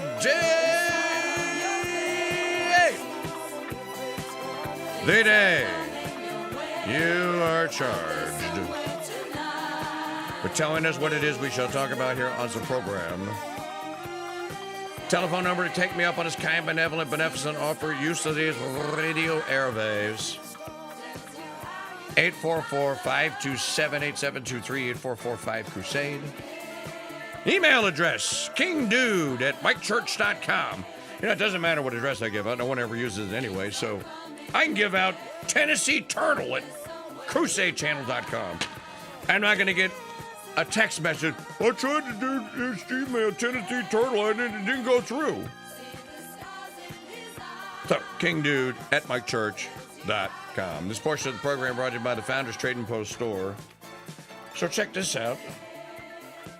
Mango wood kitchen cutting board. Actually, it's not a kitchen cut. It's specifically a charcuterie board. You know, if you can do it, you want to kind of separate. I know a lot of people do this. They have a separate board for meat than they do for vegetables. Because you're chopping raw meat on it and doing all that sort of stuff. Even though if it's real wood, you can, as long as you maintain it properly and clean it, it should be fine. But if you want a separate board for a charcuterie, well, then get the bougie gift set in the Founders Trading Post store. And it makes a great gift for someone that you know that is bougie.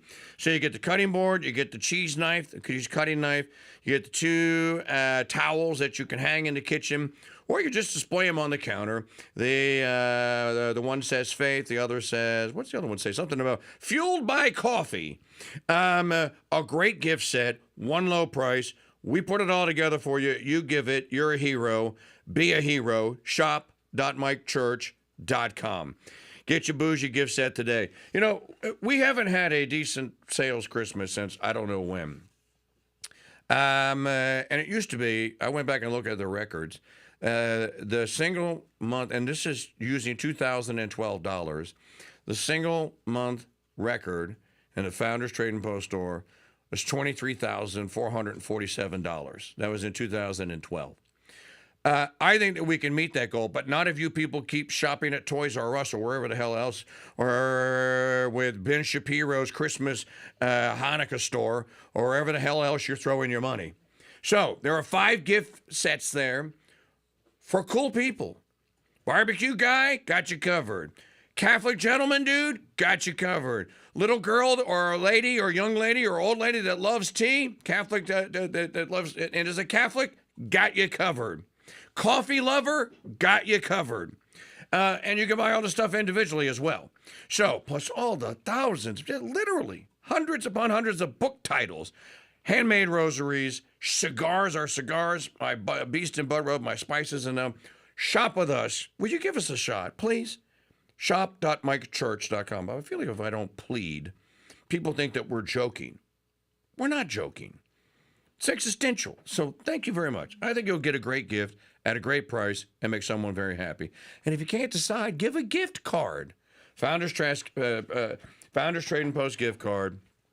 Any amount that you wish to use it in. Shop.mikechurch.com, or you wish to give it in. And giving is so easy. And yes, the checkout process for the recipient is seamless.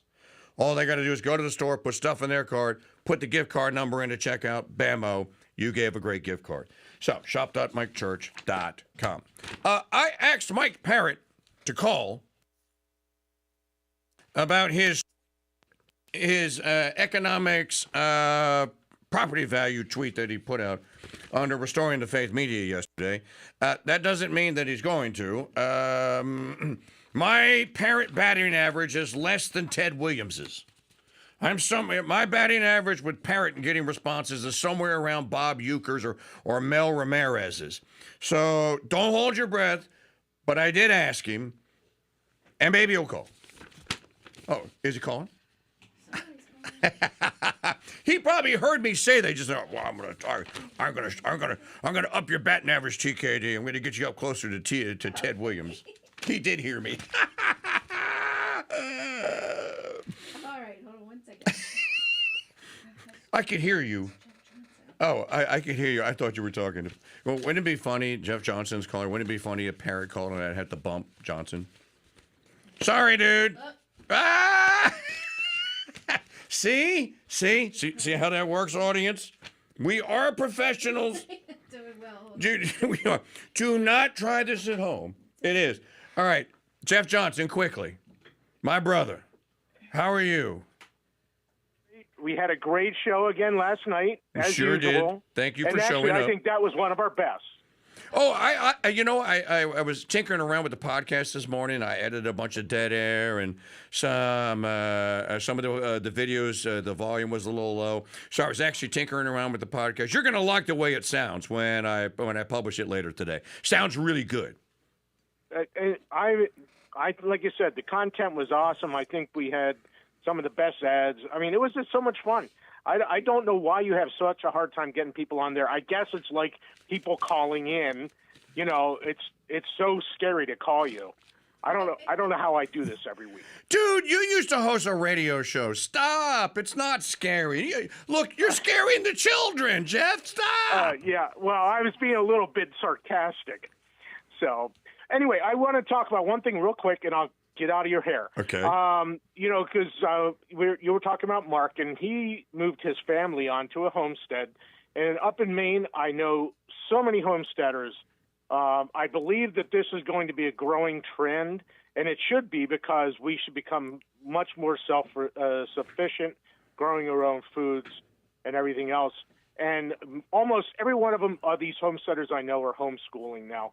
And yes. Homeschooling is definitely the future of education. Getting back to the old ways like our founders did. They all homeschooled. You know that James Madison never went to an organized school until he was, get this, he was 13. And do you know where he went? Probably university. Well, no, I mean, which university he went? Do you know which one he went to? I don't know which one, but that's why I was guessing. I'm sure it was a university. Yeah, he went to Princeton. Okay. So he was an Ivy Leaguer. You could say Madison was an Ivy Leaguer back in the day. Isn't that interesting? Yeah. You know which university that Alexander Hamilton went to? Harvard. He went to Princeton, too. Oh, he went to Princeton? Okay. Well, I just was thinking, no, it can't be the same one, but I guess it was. No, Hamilton was self-educated. You know, he grew up basically at the port of Nevis in Jamaica, right? And made his way to the New World because he was promised a job, and he was basically an orphan, and he lived with a ship captain. So, you know, he was raised by a ship captain, and ship captains all had one thing in common. You know what it was? They could all read and write. They had to. Okay. The ship captain had to read. He had to be able to read those maps. He had to be able to write in his diary, in his log. He had to be able to sign documents and all the other stuff. So Hamilton was raised by a ship captain, and he saw a lot of potential in the boy, and a chance came for him to move to the New World, and he did. My view on Hamilton is not most conservative views on Hamilton. It's easy to paint Jeff with a really broad brush to say he was just a bad American and he wanted this, and this is all his fault. I don't think that that's entirely true, and I actually think that Hamilton was, you know, Richard Brookhiser, I think, wrote the definitive biography of Hamilton. It's called Alexander Hamilton American. I think you'd like it. You get a lot out of it. And Brookhouser's a really good historian.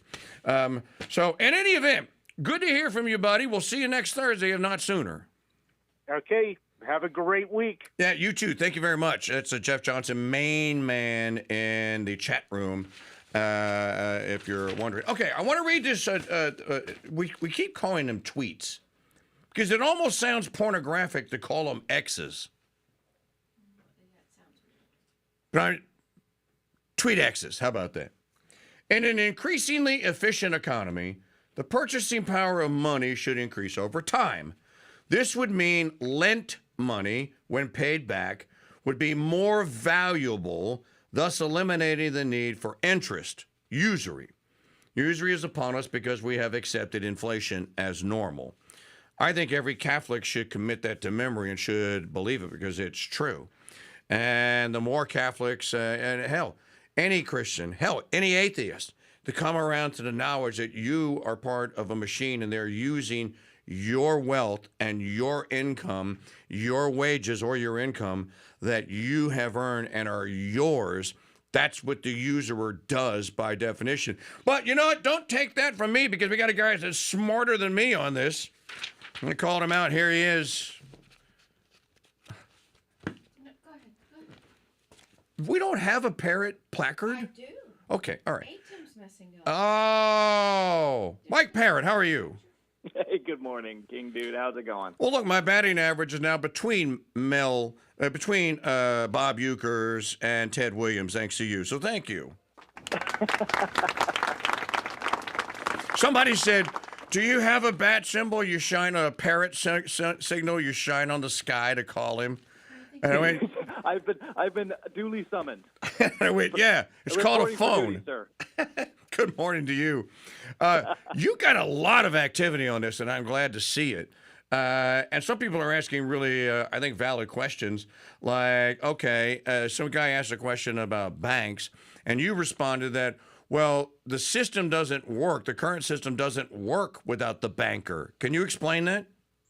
Well, yeah. So I'm drawing on some published research from my favorite economist, Dr. Richard Werner, and one of the empirical studies that he conducted demonstrates that banks individually create money every time they make a loan. And this sort of like shakes people's brains a little bit, and it's hard to comprehend. If you were to poll most Americans, they would say, and you would say like, hey, who controls the money supply in the United States? And you gave them like a multiple choice, and the options were, the Federal Reserve, the Treasury, the Congress, or the banking system. Nobody would choose the banking system. But the truth of the matter is that every single dollar in existence is lent money. It is owed to a bank. So when a bank creates a loan for you to buy an asset, like a house or a car or whatever, they're not lending you someone else's deposits. They're creating money out of nothing, ex nihilo. And the problem that economists have faced in one case, what's called a lost century in economics, is that economists generally assume that banks are just intermediaries. They're just lending people's deposits. And so they don't include them in their economic models because it's just a pass-through. So like, why bother with it? But it's really the most fundamental thing with respect to the money supply. And so that's why economists cannot predict what's going to happen. That's why, like weathermen have better records than predicting the weather than economists in predicting economic outcomes. And it's because the money supply, the supply of money is much, much more important for inflation and the price of goods and economic growth than the mythical Adam Smith model. And so that's why we haven't had any progress in finance or economics for 100 years, because for whatever reason, and you could go dark with it, which of course, I'm a doomer, so I do, the banks have been summarily ignored. Dr. Wolfgang Smith said the same thing about physics. He said we haven't progressed since Einstein or Oppenheimer, basically, because we married Darwin and we married Einstein. We're at the end of quantum physics. They can't do anything else. We can't get anything else out of it. And if we don't go back to I was telling Maggie this earlier, Mike, you'll appreciate this. You're one of the few people that would. She was talking about, well, how come the Somalians, how come people in these Muslim countries, why aren't they advanced? I said, because they gave up the final cause. They got a fake God. The Chinese have no God. The Muslims even have one, but he's a fake God. If you give up the final cause and everything that you're contemplating or you're thinking of doing, because there are 4 causes, right? Material, efficient, formal, and the final. If you give up the final cause, which is God, God's responsible for everything. You really don't even need the 3 other causes. You can have them. But when you give up the final cause, you're not going to progress. And that was what the point of Dr. Wolfgang Smith before he died. He made that in the last 6 years, that point. We're at the end of quantum physics. We have to go back to the metaphysics, he said. And if you go back to the metaphysics, you're into spirit. You're into spirit world. You're in the spirit world, right? And God is there.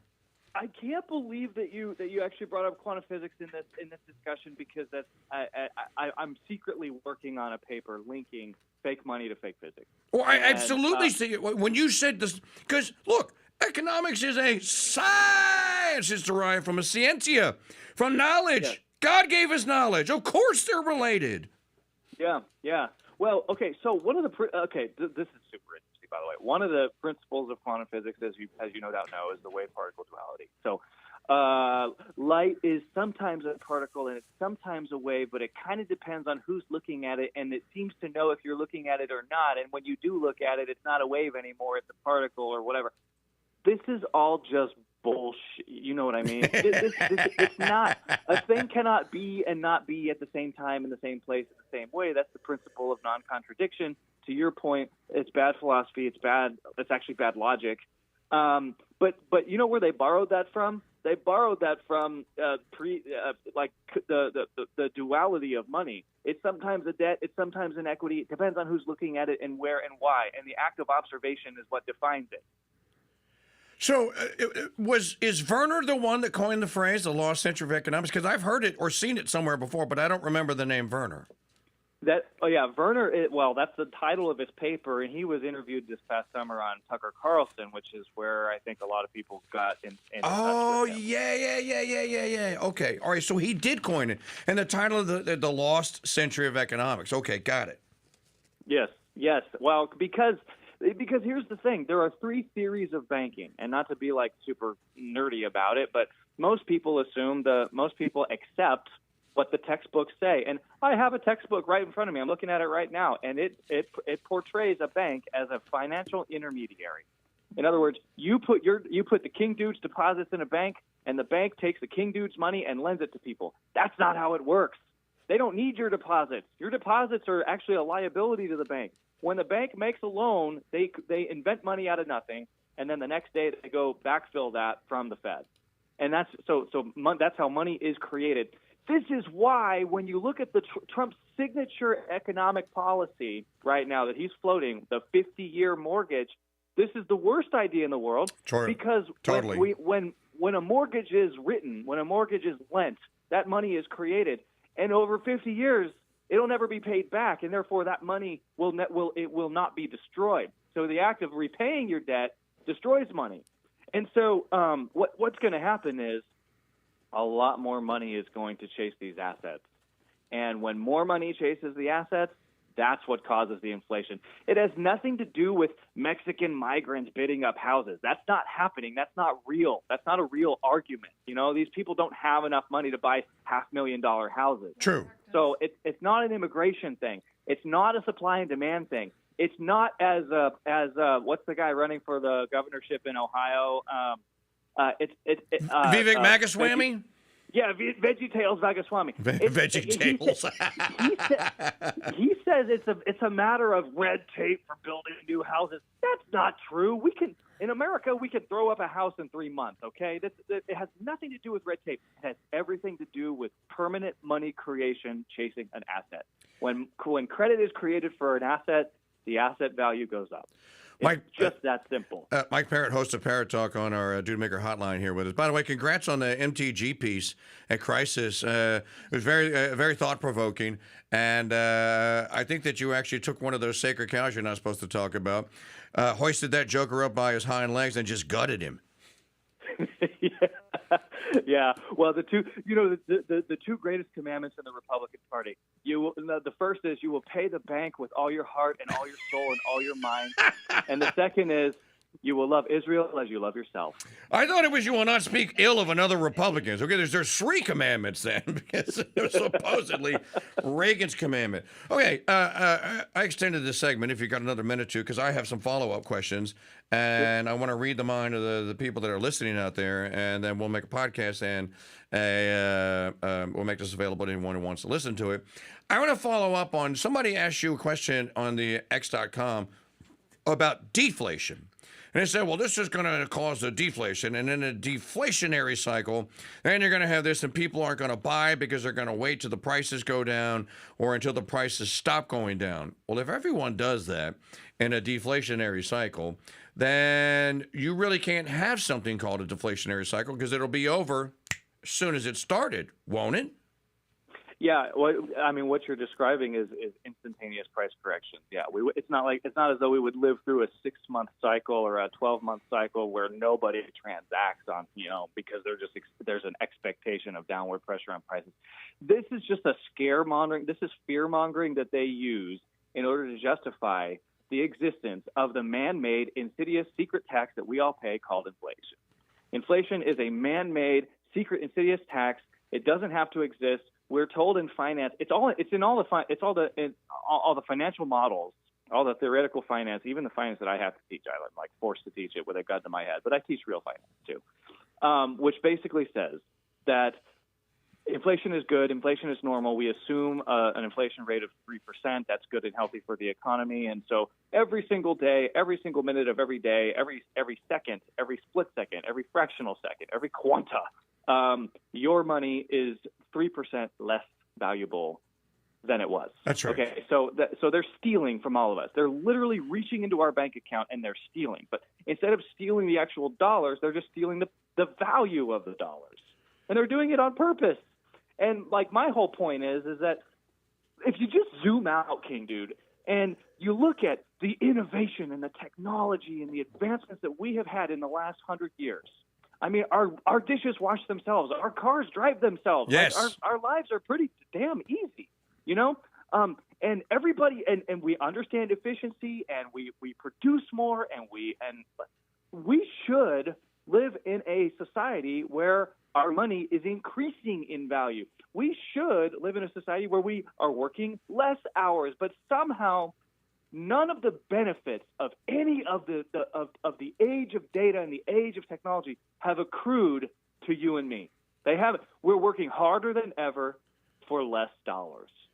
So more dollars on a gross basis, less purchasing power. Okay, so and the reason for that is that they're stealing from us through the man-made secret insidious tax called inflation. So if you wonder why there are all these houses on the Hamptons that are owned by all these weekend at Bernie types, and you wonder why all these what do you do? I work in the markets. I work on Wall Street. What do you actually do? What does someone that works in the markets, what does someone that works in a hedge fund actually do other than practice a really very high-stakes form of usury?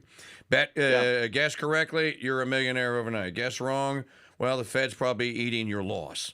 And you have to think that, well, I'm in finance. There's no such thing as finance. They created it. Finance doesn't exist. If all you had was gold or hard tangible assets, and you're going to build a house, the king can't loan you gold to do it. He can't. The resources, now correct me where I'm wrong, the resources that are necessary have to be available, and they have to be obtainable by the person that wishes to build the home. Now, in the old world, those resources would primarily be contained on, wait for it, folks, wait for it, da-da-da-da-da-da, the homestead. You'd have your trees, you'd have your rocks, you'd have everything that you needed, unless you were in the middle of nowhere on a prairie or something, and there would be exceptions to that rule. The king can't, like, even a king, say a treasury full of gold doubloons, he cannot loan you that money to build that house, even without usury. If you were going to like, well, okay, I'll just give it to you. Well, he could give it to you. So then how did they build buildings and homes, Mike? This is where we suck as conservatives and we suck as Catholics, because we can't explain, well, then how did they build how did they build the cathedral in Cologne if they couldn't take a loan out to do it? Well, they had the resources and they committed them to them, but they owned the resources. So isn't ownership the way out of this? Yeah, well, 100%. I mean, Rerum Novarum, which is the foundational document for Catholic social teaching released in 1891 by Pope Leo XIII, basically says that every man has a solemn duty to acquire productive assets to hedge against the uncertainties of life and to provide for his family that they may live a graceful Catholic life, you know? And I mean, like, it's the eighth commandment, you know, you shall not steal. It's in divine law that we should be able to own stuff. Yes. And that the ownership of stuff is necessary for the framework of our salvation. That doesn't mean that poor people won't go to heaven. It just means that, like, if you look at the Maslow's hierarchy of needs, if you're just focused on like like surviving because you have no roof over your head, you're less likely to be, contemplating the mysteries of the Trinity. And so, what's wrong with that? What's wrong with that? right. But as we now have entered a phase, and I have so many people ask me about like young men, because I'm around the 20-year-old, That's right. consumers who are, I guess, turning into Gen Alpha or what, I don't know what they call them. But why are they all political radicals? Why are they groypers? Why are they following Nick Fuentes? What is this? Where did this movement come from? It is the fact that all these young men are looking around at a world where they are racking up student loans. They can't afford a car because a new car is $60,000. Not saying they need a new one, but that's just the cost of things. And they realize that a starter home is $450K. And they're looking at like their job prospects of making $45K out of school, which will barely service their student loans. It is an impediment to marriage and starting a family. And let's set aside the fact that all the young women are like feminists and cranky and opinionated and loud and fat. But let's just set that aside. They don't want to get married because they can't afford to get married, because they can't afford to provide a roof and stability. And it goes back to Rerum Novarum and Quadragesimo Anno, the sequel to that if you can't own stuff, you can't start a family. And that's why we have no marriage rates, no birth rates, no replacement, and our demographic collapse. So a lot of it does have to do with what these banks are doing and the misunderstanding in banking, the lost century in economics, and yes, the purchasing power of your dollars overnight while you sleep. And I also think that for the young people, we should. It's great to have trade schools, fantastic, vocational. I went to a VOTEC school. I am still a world-class artist. I can Photoshop and Illustrator with anyone out there. And I was never trained in it, but I was trained classically, so I know what a T-square is. I know what a right angle is. I know what a 45 is. I know what a circle is, what an ellipse is. I know how to manipulate text. I know what a vanishing point is. Stuff that you would learn in the arts, in the quadrivium and the trivium, right? Our young people aren't learning these things with their hands. That's one thing we got to get back. They need to learn in the analog world how to communicate. Digital world sucks for this, and it's making them skulls full of mush. That's one thing. But I think the primary thing, and this is where you come in, and you got 8 kids. I'm coming up on 8 people, and maybe your people are listening that are grandkids. But if you're a young man and you're listening to me right now, what I want you to know, and I think Mike will back me up on this probably more eloquently, what I want you to know is we need to restore the Christendom. It was an obedience to the unenforceable. The people owned the means of production. Mm-hmm. Before Adam Smith and let's see, Eric, what was his first name? Ned Ludd. Before Ned Ludd comes along, the people owned the means of production. No one went to work in a factory that made ships. You might have been a ship maker. You didn't work in a factory that made ships. You worked for a guy who would put the material together. This is a fundamental understanding, Mike, and I know that you're teaching your kids this, and I'm sure a lot of other good Christians and Catholics that are teaching their kids this. You got to own the means of production. If you own the means of production, then you own your future. Well, what if the technology comes along? Technology should never come along so that it ends people's ownership of the means of production. It might enhance your ownership of that particular mean of production, but it should never bring it to an end. We've allowed it to well, no, we're going to bring that to an end. Nobody gets a vote on it. You don't get a say-so in it, but that's where it is. What do you say about that? No, I couldn't have said it any better than you. And Hilaire Belloc would the only embellishment that he would say is that he would call it productive property. So there's Father McNabb would make a distinction between financial wealth and real wealth. Okay. Financial wealth is like seeking gold or seeking money or like financial instruments.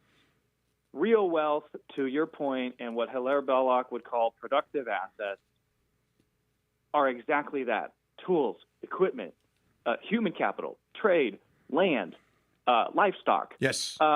Businesses. Like owning a business. You own a business. I own a business. Like that's real wealth. Cash flow creating assets. When you look at who survived the Weimar Republic, which is where we're headed. Okay. Weimar Republic, incidentally, this is the end of Germany, basically, and hyperinflation. And you know what always comes with hyperinflation and usury? Pornography. I was going to say porn, prostitution, sex. Yep. Degeneracy. So that's where we're at. So we're there. Our dollar is on the precipice of collapsing. Putin even knows it. Putin's like, "What are you guys doing? You're going to collapse under your own weight." What are you doing? Whatever it is, I like it. Pass vodka. Sven, pass vodka. We celebrate. What are you doing, comrade? Trump is comrade. Oh, comrade number one. So who survived? The people who survived owned real productive assets, had real skills, to your point about trade schools, knew how to do stuff. They owned land, property, equipment. They owned businesses. They also were out of the local currency. And I know a lot of people will say, "Oh, let's get into Bitcoin." I don't think that's a real alternative. I think there are better alternatives, but they were paid in some cases, like the ones who really did well. Foreign diplomats being paid in Swiss francs rather than the German mark. It's hard to do that if you're not a foreign diplomat or whatever, but there are still ways to hedge against the failure of a local currency. But the prime among them is owning stuff that builds wealth. I'll give you a quick example if you have the time. Go. Had a kid over visiting us from Wisconsin, and he's 23 years old, and his family lives in literally the middle of nowhere. I've been there once to their house. They've got 100 acres in the middle of nowhere. Very very tough living, very Spartan, very Catholic family. Brother's a priest. Oh. And he brought some maple syrup with him, and I was like, I had no idea how maple syrup was made. Okay, he described the process of how he makes it and how he generates something like 5,000 gallons of maple syrup a year by himself. That means he started with 50. And he's 23 years old, and he goes out and he taps the tree. He taps all the maple trees, and he collects up all the sap, and he has this sophisticated set of equipment that boils it all down. It consumes from sunup to sundown, basically for 4 months in the spring. His every waking hour is the production of this maple syrup. Yep. And it creates a fine livelihood for him. He sells it through the local grocery stores, and he sells it at farmers markets, and also like a lot of their cooking and a lot of their diet is sweetened with or based on the consumption of maple syrup. That's how Catholics used to live, man. We used to eat seasonally and regionally, and whatever the land could produce is what we would eat and how we would live. And like all of a sudden, the rogation days and the ember days and the blessing of the land, all that makes sense when you live rightly in order with nature and in reliance on God's providence. And here we got this 23-year-old kid that has more tangible wealth than, I would say, that finance fag, on Wall Street. Our friend Tim Cermak, Sugar Bush Maple Farm in Ohio, comes on the show every year, and so we know about mapling through Tim and his family, and he'll come on again this year, and that's about their production. I had it wrong. It's 101. That means that your boy starts with 500,000 gallons of sap. Yep. It's 100 to 1. You boil it down and you cook it from what you get out of the tree 100 times. You get 1% of what you put into the boil vat. So yeah, it's crazy. Yeah, it is nuts. And the amount of heat. So this kid spends all of autumn, collecting and chopping down cords and cords and cords of firewood because he uses actual fire to boil this stuff down because he's doing it all outside in these big vats. So it's a year-round thing. So before we part ways, I'm going to leave you and everyone listening with something that is a good thing and it's a good sign. A story came out, an article came out on the 23rd or 22nd of November. Somebody sent it to me, and I read it and went, oh, well, I need to share that with everyone I know, and I did. This is where the story gets really interesting. The story is this: 10 life skills Gen Z is trying to relearn that boomers once lived by without a question. And the 10 skills are reading physical maps, writing letters by hand, basic home repairs and maintenance, cooking from scratch without recipes, face-to-face conversations, managing finances, focused reading without constant interruption, entertaining yourself without screens, patience with delayed gratification, and building and maintaining face-to-face communities.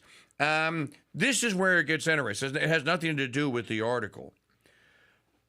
Last week, when I began my French lesson, I do 1 hour of French every week with a wonderful woman who is a school teacher, basically. She's an internet school teacher, and she teaches French to English and Spanish and Italian people, whoever else wants to learn it. My French tutor and I are talking during our 1 hour long session, and I mentioned something in passing, and she said, oh, she spoke to me in French. She said there was an article and about the 10 skills. The article had been translated into French, is the point. So the whole boomer world, or the whole Gen Z world, is basically being told, you guys have had your entire potential of your life stolen from you before you ever had a chance to even live it. Here's what you need to do to reclaim it. I think that that's a positive sign. I agree with you, and I'm an eyewitness to the return to Christian order. I think it's plausible that it can happen, and there's definitely a really good sign. There's a really good sign. Now that doesn't mean that the Zoomer stare isn't a real thing. The Zoomer stare, because they spend all day staring at their phones. So yes. When they stare at you, they're expressionless. They're like it's like they're watching a television show, and you're like, no, we're having a real interaction here. You need to express like some emotion, empathy, something, anger in your face, please. But there are signs. Yes, there are encouraging signs. For an example of this, you can get the Kristen Stewart Emotions T-shirt. Have you seen it? Right. Yeah. Exactly. Oh, it's 12 Kristen Stewarts. Kristen Stewart angry. Kristen Stewart. It's the Zoomers. It's the Zoomer stare, and you go like, well, wait a minute. There's no difference. Exactly. They only have one look. And they're looking, mouth breathers. Because they can't distinguish between watching something on a screen and watching a lecture or watching, someone speak to their face. I mean, it's like, hello, this is the real world now. We also have a very good guide in the Founders Trade and Post store, or you can get it anywhere else, but shop with us, shop.mikechurch.com. We haven't been able to get rid of any of them. So I can tell you there are 8 of the first and 8 of the latter. We have by John Senior. We have the destruction of Christian culture, and we have the restoration of Christian culture. So if you want to know how it was done, read John Senior. If you want to know how to restore it, read John Senior. You can get both books at shop.mikechurch.com. And I know for a fact that you endorse both those books because you are a student of Professor Senior's. Yes. I'm a seniorite, card-carrying seniorite for sure. And if you're going to buy them from church. Absolutely. And by the way, those are such great books. Oh, they are.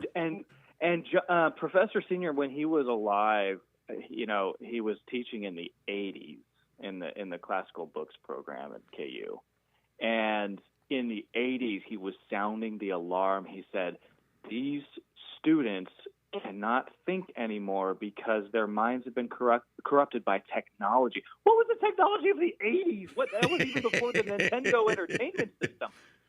These students with televisions in their houses can no longer think clearly. Imagine where we are now, because Senior was like, I can't teach these kids. They're unteachable. Steve Jobs didn't have a TV. Neither did several other very famous people that made fortunes on screens. Let that sink in. All right. He is Mike Parrott. The show is Parrott Talk. I heard a rerun of Parrott Talk yesterday that I hadn't heard in a long time. I wish I could remember what it was. But I'm sitting here going like, yeah. It was one. It wasn't Trad Pat. You had a guy on. Who was? You know what? I'll go look at the log and I'll tell you which one it was. Looking forward to having much more Mike Parrott with us, maybe for the rest of this year and certainly next year. God bless you, brother. Blessed Advent. And look, thanks for getting my Parrott batting average is up to almost 300 now. Woohoo! Dude, someday, Ted Williams, here I come. I'll go back to my little bottle. You just rub that bottle when you need me. All right, brother. God bless you. Merry keep you. Thank you.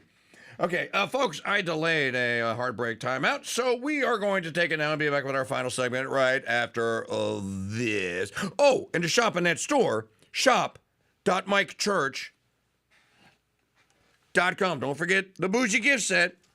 We'll be right back.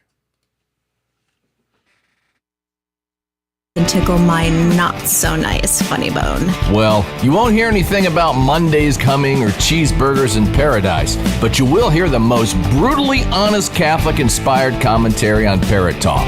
Weekdays. Oh, this boats, beaches, bars, and ballads fan sees what you did there.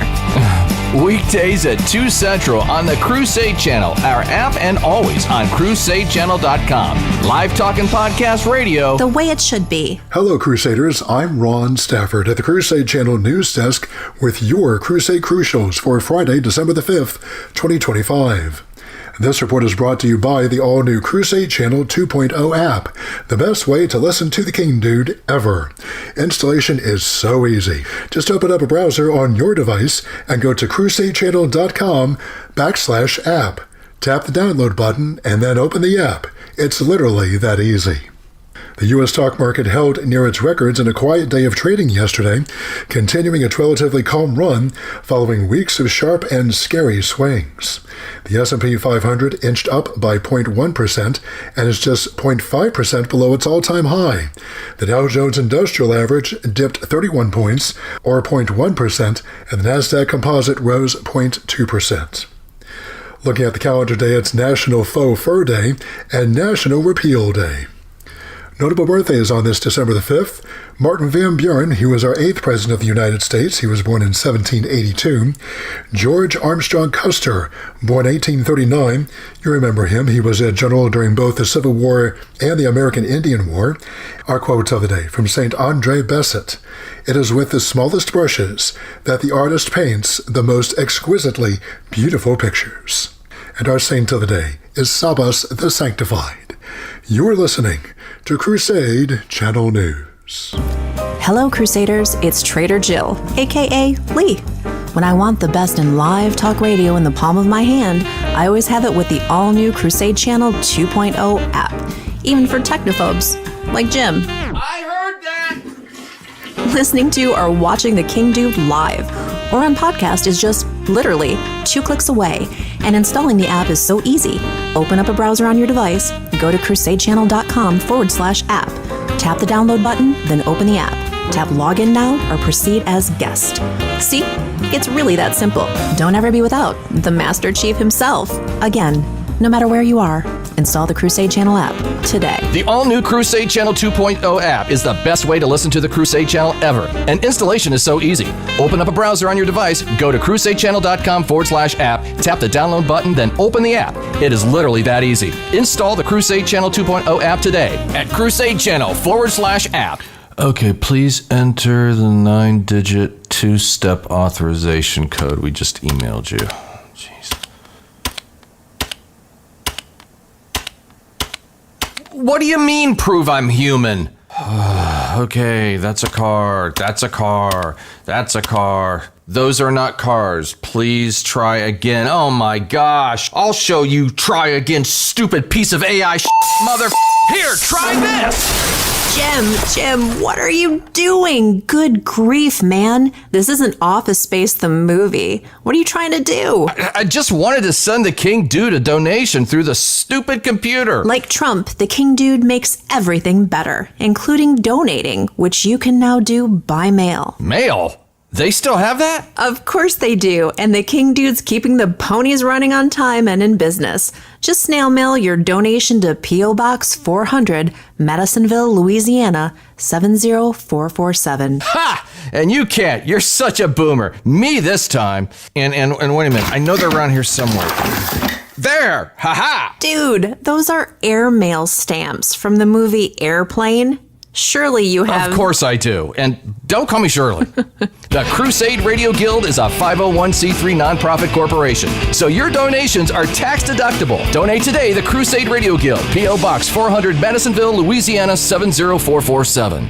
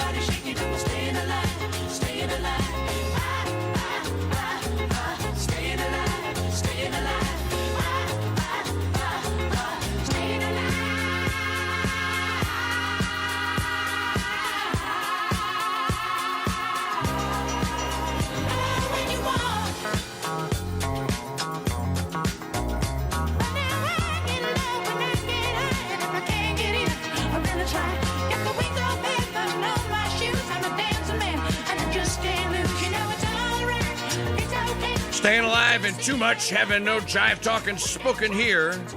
It's Mike Church Show here, 34 years young. The 10th year of the Crusade Channel. This is our second Free Phone Friday in year number 10. And I haven't promoted it all day because we've been promoting the gift sets, 5 of them, available at shop.mikechurch.com, at shop.mikechurch.com. Somebody said in the chat room appropriately, I don't know why all of you people are shopping at Amazon when there's great handmade, hand-selected stuff for you in the Founders Trade and Post store at shop.mikechurch.com. There's also, you can give a gift card, a Founders Trade and Post gift card. Any amount you want to anyone, and I guarantee you it's as easy to redeem as any gift card you get at Amazon or McDonald's or wherever. You can also just, well, you know what, I'm not buying gifts. I'm a Scrooge this year, but I don't know, maybe I got $5 for you. We do have a nonprofit, the Crusade Radio Guild. You can give the gift of just making a donation. crusadechannel.com/donate. And you can do that all weekend long. And every day from now until Christmas and even after Christmas at shop.mikechurch.com or on the Crusade Channel, crusadechannel.com/donate. All right. So there was a big arrest yesterday. I know that we kind of talked about this earlier, but Magdalene Rose is on our political affairs contributors on the Dude Maker hotline here with us. So they did arrest this pipe bomber, but it's a dude. It's not a chick. It's not a female. And I'm wondering, I read the Blaze's report on the woman that they said did it, the one that was working for the DNC and then the Capitol Police, and they analyzed the footage. It said that the bomber had a gait, and it's because she had a leg injury when she was at Indiana University playing soccer. That's not who they arrested yesterday, and I'm just wondering. And again, I told you people, look, I can't tell you 100% for sure. I can tell you that I watched the videos and I read the forensic analysis, and it looks like, yeah, this may be the girl. That's according to the Blaze. That's not the perp, but I wonder what kind of effect this is going to have. Well, I think it was also a lot of misdirect. And if we think back to who was in charge of the FBI at this point, up until about a year ago, it was Democrats, and they were very much focused on other things. There was a big focus on political persecution. There was a focus on hunting down conservatives. Also, in the immediate aftermath of that, the focus was on going after people who were involved in January 6th. So I think there was a lot of resources given to things that didn't need them. And if you look at it now, even though we have some issues with leadership at law enforcement with Kash Patel and Pam Bondi, there's a refocus to things that matter. It doesn't surprise me they're able to close this when they're focusing on things that actually impact America. Well, let me just go back to it for just a second so to make sure that I'm absolutely clear and certain in what I'm saying. They named the person. We had the audio. They named the person. You know what? Play, Maggie, you could play Judge Jeanine Pirro. Which, by the way, there's Jeanine Pirro standing there, looming in the shadow of Pam Bondi. And I know that they were putting forth the good old team that we're all together in this. But I'm going like what Bondi said and what Judge Jeanine said are two different things. Judge Jeanine, again, she just doesn't care. But they identified a guy. It's a male. So to reiterate, my point is that the Blaze said they had three, not one, not two, three sources at the FBI that said that woman was who they were all looking at. Now, is this a case where the deep state is still running the FBI and the deep state lied to those two reporters for the Blaze intentionally, knowing that investigation was not even looking at that girl? If so, how many, quote, conservative, close quote, are being fed fake intel by Obama, Biden, and all the rest of them's deep state? I think that is one of the takeaways from this. I think a lot of them, and if you think about the Charlie Kirk assassination, Steven Crowder was fed a lot of information. Some of it turned out to be true, but some of it wasn't. And I think a lot of these sources, they misstate the level of source that they have. So Crowder was kind of honest, where he said there were lower level people and there's one higher level person gave me information, and some of it was right, some of it was wrong. But when you say you have like specific high level sources and then it's found to be completely untrue, it makes you look ridiculous. I don't think the FBI is leaking nearly as much as they were previously too. So a lot of this may be out of date at this point. Well, and again, I don't know what level those sources were at, but I can tell you that play Judge Jeanine, Maggie. We don't have to play the whole thing, just a little snippet of it. This is what she said about the pipe bombing arrests, and I think that she's right.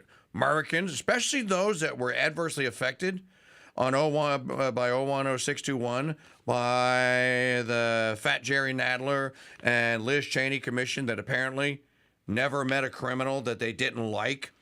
Why didn't they do this? That all, according to Judge Jeanine and Bondi and Patel and Bongino, all of this was known. All this case file was made for them. All they had to do was open and go like, well, hey, what's this? Well, I Americans don't had know. a Hang right on, to hang on. feel that this case would never be solved because it was clear that the Biden administration did not make this a priority. Within a couple of months of the finding of these pipe bombs, they pulled agents off this case. When President Trump came in, he made a decision that he was going to reinvigorate the investigation. Kash Patel, Dan Bongino made a decision that we were going to look at this, reanalyze evidence. And what I said there was clear. 3 million pieces of data, and we had to find the commonality. We had to find what was common when you had a pipe bomb made of a pipe, end caps, wires that were red and black, as well as a 9-volt battery and some, there was also These some are common items. So these are yeah, very common you find them around items. the house. But for example, there were end caps that we had to analyze.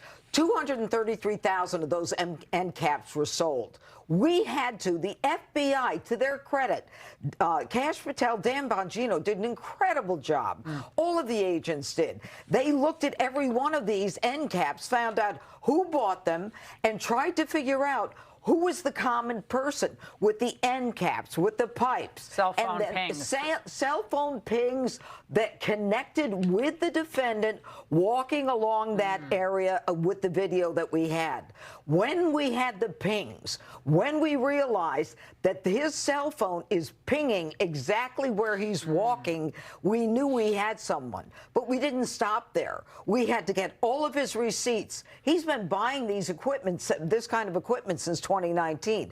And by the way, this is a guy who kind of has a very low profile. life. Yes. Okay, He stop lives the with his- digital media file right there, Magdalene. You'd have confidence in her. You'd have no confidence in Yeah. Pam Bondi. You hear absolutely. you hear Judge Janine talk. She's like, "No, we got the guy, and his ass is going to jail." Oh no, we got the right guy. It's the difference between night and day. Trump's a pretty good judge of talent, and that's why he went, "I'm going to reach it to Fox News. I'm going to grab Judge Janine." She wasn't a television host, guys. That was her second career. Her first career was working as an assistant DA under Rudy Giuliani, and then as a DA under Mayor Giuliani. That woman there does not take any crap off of anyone. And you can hear, look, she knew the case. She knew the ins and outs, nuts and bolts of that entire case.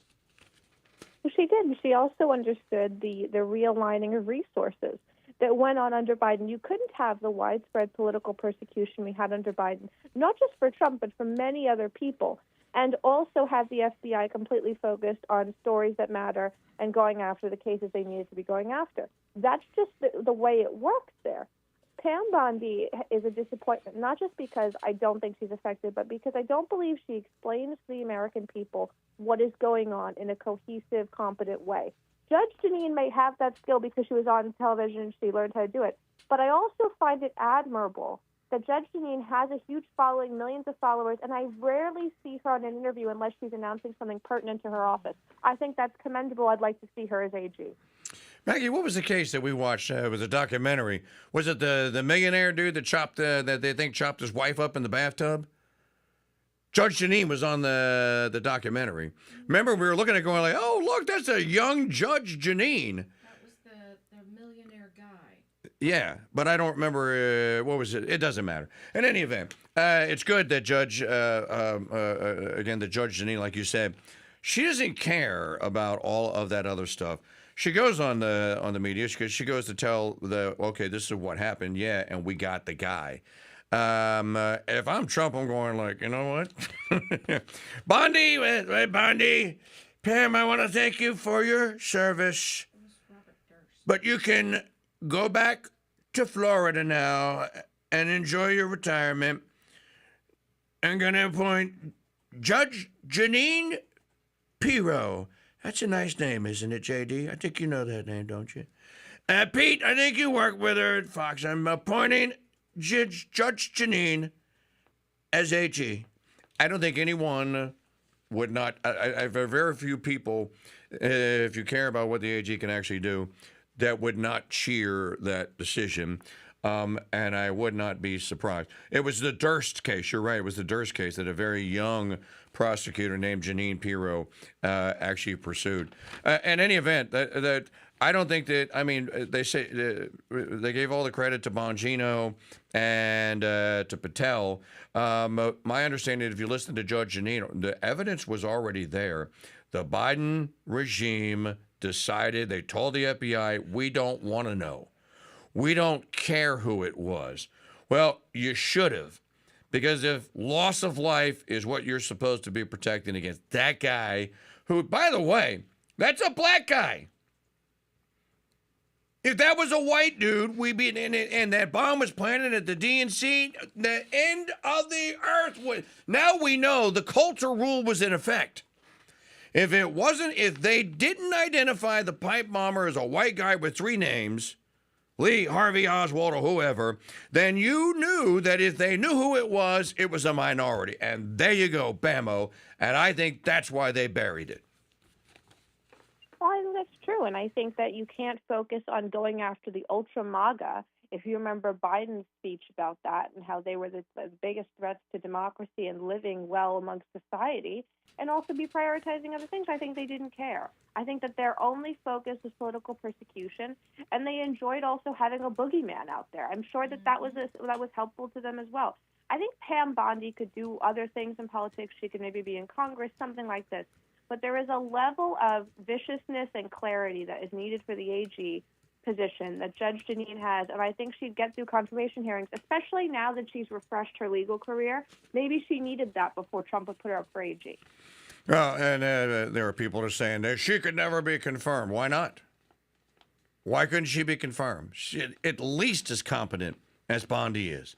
And then again, that may be the Democrats may go, no. So if you have that concern, then what I would do if I was President Trump, and I'm thinking about it, and he's not stupid, so he may be, what I would do if I was President Trump is I wouldn't say peep about any recess appointments or anything of the sort, and I would just let John Thune close the Senate down, if even for a day. Hell, for an hour. Recess it for an hour during the Christmas break and go wham, bammo. I'm making it 816 recess appointments today. Thank you very much, Senator Thune. Just be done with it. Because he has like 800 people that have been nominated that can't get confirmed.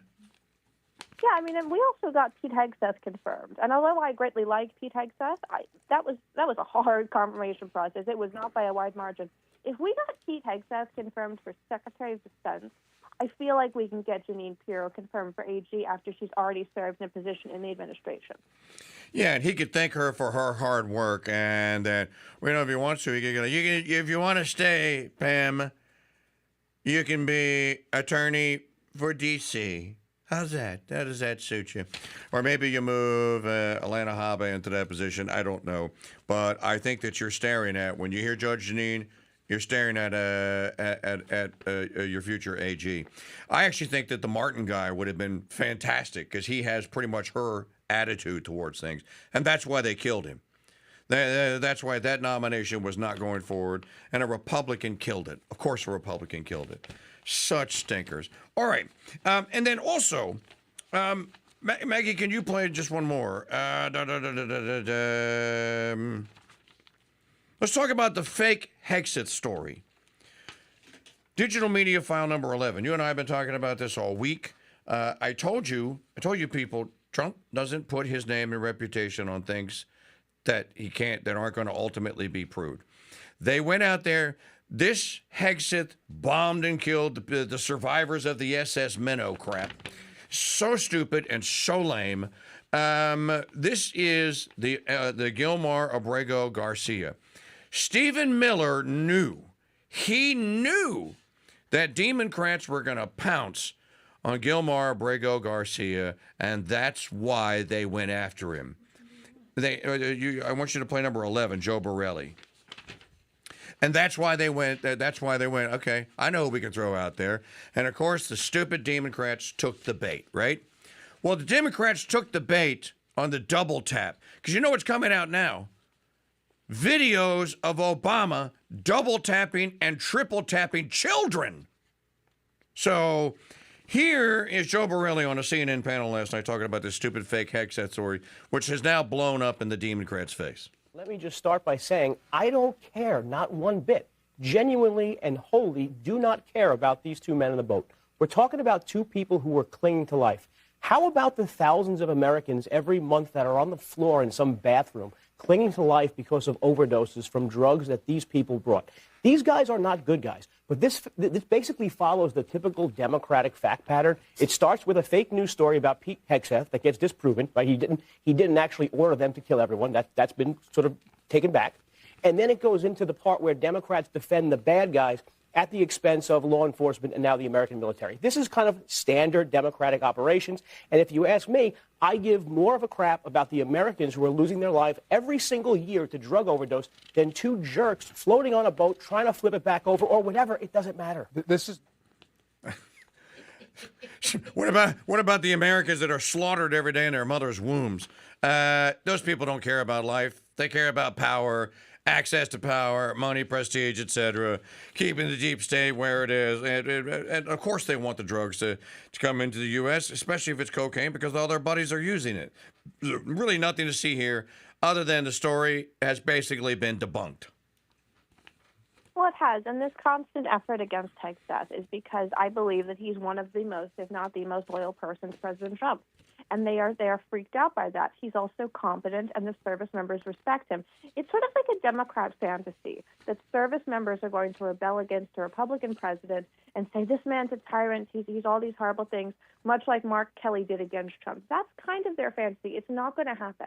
And Pete Hegseth is sort of that line in the sand that protects Trump, because Hegseth is perfectly willing to say to Trump, this admiral is incompetent or disloyal or somebody that's going to be a problem. He's perfectly willing to call out military leaders that could hurt Trump, not because they're allowing him to do unethical things, but because they are more partisan than they are pro-America.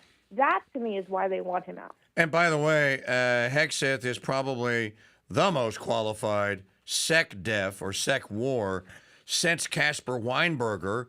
Interestingly, who in the Reagan administration did the Democrats try and take out? Caspar Weinberger.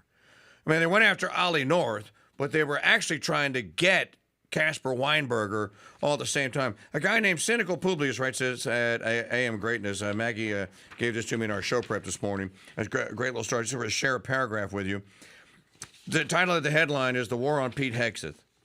As a veteran of the same wars that Hegseth fought in and a retired Army colonel who also fought the Beltway Wars at the Pentagon, I take the attacks on Hegseth personally as he's trying to fix all of the ills that I saw so clearly in my time in service. My sincere belief is that at this time in American history, Pete Hegseth is the perfect person to serve as Secretary of War. I'll explain why. America's military spent 20-plus years engaged in a George Bush's global war on terror. In global war on terror, battle that, after its first few years, became a predominantly political, economic, diplomatic, and law enforcement mission where the military was not the right tool in the DIME-FIL toolbox. Nation building, ridiculously restrictive. JAG-inspired rules of engagement, social justice experimentation, military transition teams, and security force assistant brigades, and the bastardization of combat arms units away from their mission essential task, all created a U.S. military that was risk-averse to a crippling degree, lacked adequate training and equipment readiness level for high-intensity conflict, had broken morale and poor retention and recruiting. It was more concerned about DEI than closing with and destroying the enemy. I'm just going to leave. I want people to actually go read this guy's piece because it's pretty good. I was going to say one more anecdotal thing about this. Watch David Boreanaz's SEAL Team TV show. It's really good, first of all. Secondly, that show debuted in 2018. If you've seen any of the seasons of SEAL Team, then and look, they were going back. They wasn't running in real time. They were talking about 2014, 2015, 2016. That was the time frame in which SEAL Team was operating. Do you know what SEAL team under Obama, according to the TV show, and they had all kind of SEALs that were executive producers and consultants on this and military guys. Do you know what their primary, they had 5 SEAL teams, Alpha, Bravo, Charlie, Delta, and Echo. Do you know, and this was the Bravo team, B team. Do you know what their primary missions were, Magdalene, if you haven't seen the TV show? No. Assassination. You basically, you get a mission, you give it to Bravo 1. Bravo 1 says, okay, his first question is, can I get my guys in and out safely? Question 2 is, do we have authorization from the president, right? Because SEAL Team 6, SEAL Team, the TV show SEAL Team, the Bravo team, dude, they didn't deal. They didn't, unless it was a high value, or they called HVT, right, Megan? HVT. Unless it was a high value target, they were told, go capture this guy. We want to interrogate him. It was shoot to kill on sight. You talk about double taps. And if they shot someone in a mission and he was still squirming, bro, he got double tapped. There was no question about any of this. Now, they weren't going into casinos in Las Vegas. They were being airdropped or by boat or whatever into Afghanistan, Pakistan, the United Arab Emirates, wherever they were going, Yemen, some of it was in Syria. They went into North Korea and actually carried out a mission here. It was a really good show. My point is that in SEAL Team, killing was the objective. We didn't, and the way it was working is that to fight the global war on terror, these teams were basically tasked with doing what an invading army would do, just on a smaller scale. So the idea here that somehow Trump invented double tapping people, or that it was the Trump administration and the Department of War that started giving these orders, bullcrap, absolute bunk. Obama was the one, basically, I think Bush is actually the one that started it. Obama carried it on, and so did Biden. As I said, it was de facto law. And the fact that the Democrats all of a sudden now want to throw a fit about it, shut up. You had your chance. You ran the army. You are actually responsible for this. If you want to change it, get elected, get a majority, and change the law. But they're not going to do that. No, they're not going to do it. And I think that the sort of fake outrage over everything, and they like to do this thing where they're trying to explain to the American people how evil the actions are, and they leave out all the context that you just laid out. It is a contextless explanation of all the bad things that Trump and Hegseth are presiding over. And it's ridiculous. I think if someone laid it out like you just did, if it was Trump, Hegseth, anybody, all of this would stop. It's just a communications issue, and I think it's from the Pentagon, and the Pentagon should take a lead on it. Well, they need to purge another couple 100,000 people that are still deep staters, and Trump needs his appointments confirmed. All right, Magdalene, have a great weekend. Thank you very much. Thank you. Very welcome. Great point in the chat room, Elroy. Let me just read it to y'all. TWA going out of business was very bad for Josh Hawley's state of Missouri. It's a legit topic if the Democrats want to talk about shoot downs at sea. Elroy, are you talking about TWA 800? I think you're talking about TWA Flight 800. TWA never recovered from Flight 800. There it is. Yeah, no, I concur. And you know what? Hey, all you Crusade channelers that actually listen to the Crusade channel and play some of our podcasts, hey, here's a secret. I shouldn't tell you this because it's a top secret. As a matter of fact, all of you that, are just kind of here so that, for whatever, it's just background noise. You don't need to listen to this. For those of you that are actually like power podcast users, Greg Junkbond Carpenter, 3-part series, TWA Flight 800. It's part of your membership. You can find it in the posts. Search for TWA 800. 3-part series. He interviewed FBI Special Agent Steve Bauer. Steve Bauer worked with the NTSB on the reconstruction of TWA 800. They got almost every piece of that plane to put it back together in a hangar on Long Island, and they figured out, dude, the center tank blew to kingdom come. And they're going like, how? How was it a bomb? No, couldn't have been an internal bomb. That's not what the thing show. What was it? SAM, surface-to-air missile. No doubt, surface-to-air. Who fired it? Well, I think that the evidence shows that very good chance the United States Navy fired it. Not accusing, saying that very good chance. Maybe there was someone else that was on Long Island Sound that could have done that. Maybe it was an RPG or something else. But that plane was taken down by a SAM, and TWA never recovered, and our government did not solve the case. And I think that they could have. So yeah, you're right, Elroy. That's a great example. We did solve the case. Junk Bond, it's a great series. I love that. As a matter of fact, I spent like 2 days digitally remixing and remastering that series. Sounds awesome, including Ted Koppel's Nightline report. That's only aired once. They destroyed the tape, but some people had it on video cassette. ABC doesn't even have it. We have it. TWA Flight 800, great podcast series. If you're a Founders Pass member, available to you, crusadechannel.com. Another great reason to give the gift to the Crusade Channel. Tell your friend, well, I don't know if I want to listen to that talk radio crap. I don't like that Mac Church guy. You like mysteries? Got Mom's Murders and Mysteries. Yeah, like true crime? Got that. Got Thursday Night Throwdown. Got, hey, do you like conspiracy? I love conspiracy theories. I live in the USA. Got TWA Flight 800. Got several conspiracy theory series that Junk Bond did. So give the gift of the Crusade Channel to all your friends, enemies, and your friends, family members, and enemies or frenemies. Go to crusadechannel.com/card. 3 months for $20, $50 for a year. Huge savings, by the way. Those things cost $45 for 3 months, $180 for a year. So give the gift to the Crusade Channel for everyone you know this Christmas.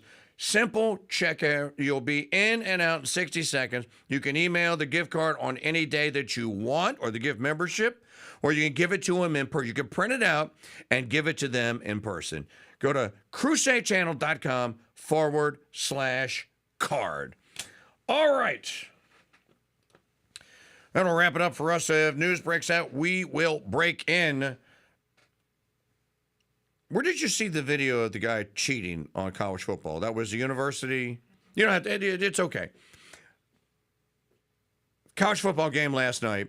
No, I don't think it was college. That was the NFL. But that was the NFL? That was the NFL. Okay. Dude catches a pass. He's going to run in for an easy touchdown. He runs out of bounds. I thought it was a college game. Was it? Pretty sure it was a college game. It's college. Who is Victor Snow, Buffalo wide receiver? Okay, Buffalo wide receiver, Buffalo University or whatever. Victor Snow runs out of bounds. Not touched. And I'm not talking about that. You mean his foot? No, the dude took a left turn and ran out of bounds. Gambling is destroying college football. Obviously, he either bet the under, the over, or the point total for the quarter, because his team was down 15. And you guys think I'm exaggerating. I'm not. Dude was going to walk into the end zone by 10 yards. No one anywhere near took a left turn at the 10-yard line and ran directly out of bounds. You could see it for yourself. Gambling is ruining college sports. And the athletes are being corrupted in the process. DraftKings, all of them, need to be put to bed. You're going to wind up killing all of college sports. And you're going to kill the pro ones in the process, because no one's going to believe that any of the games are on the up and up anymore. They're going to believe that individual players are going like, screw it. You don't even have to pay me that much anymore. I'll just go gamble it. I can let that guy get a first down. All right. Thanks for listening. Thanks for watching. Please shop with us. Don't shop at Amazon or the big guys. The Founders Trading Post store has such amazing gift sets, plus all the other great inventory, including Capuchin Holy Roast and Abbey Roast coffee. We got $2,000 worth of fresh Abbey Roast coffee in last week. It should be gone already. Talk about a great Christmas gift, or just a great gift for you. You're going to drink coffee? Try Abbey Roast, including a Christmas blend. But you can also get it in a gift set. Go to shop.mikechurch.com. Shop.mikechurch.com. Have a safe and blessed remainder of your Friday, first Friday in Advent, and here on the weekend. We'll see you on Monday, if not sooner. God bless you, and Merry keep you.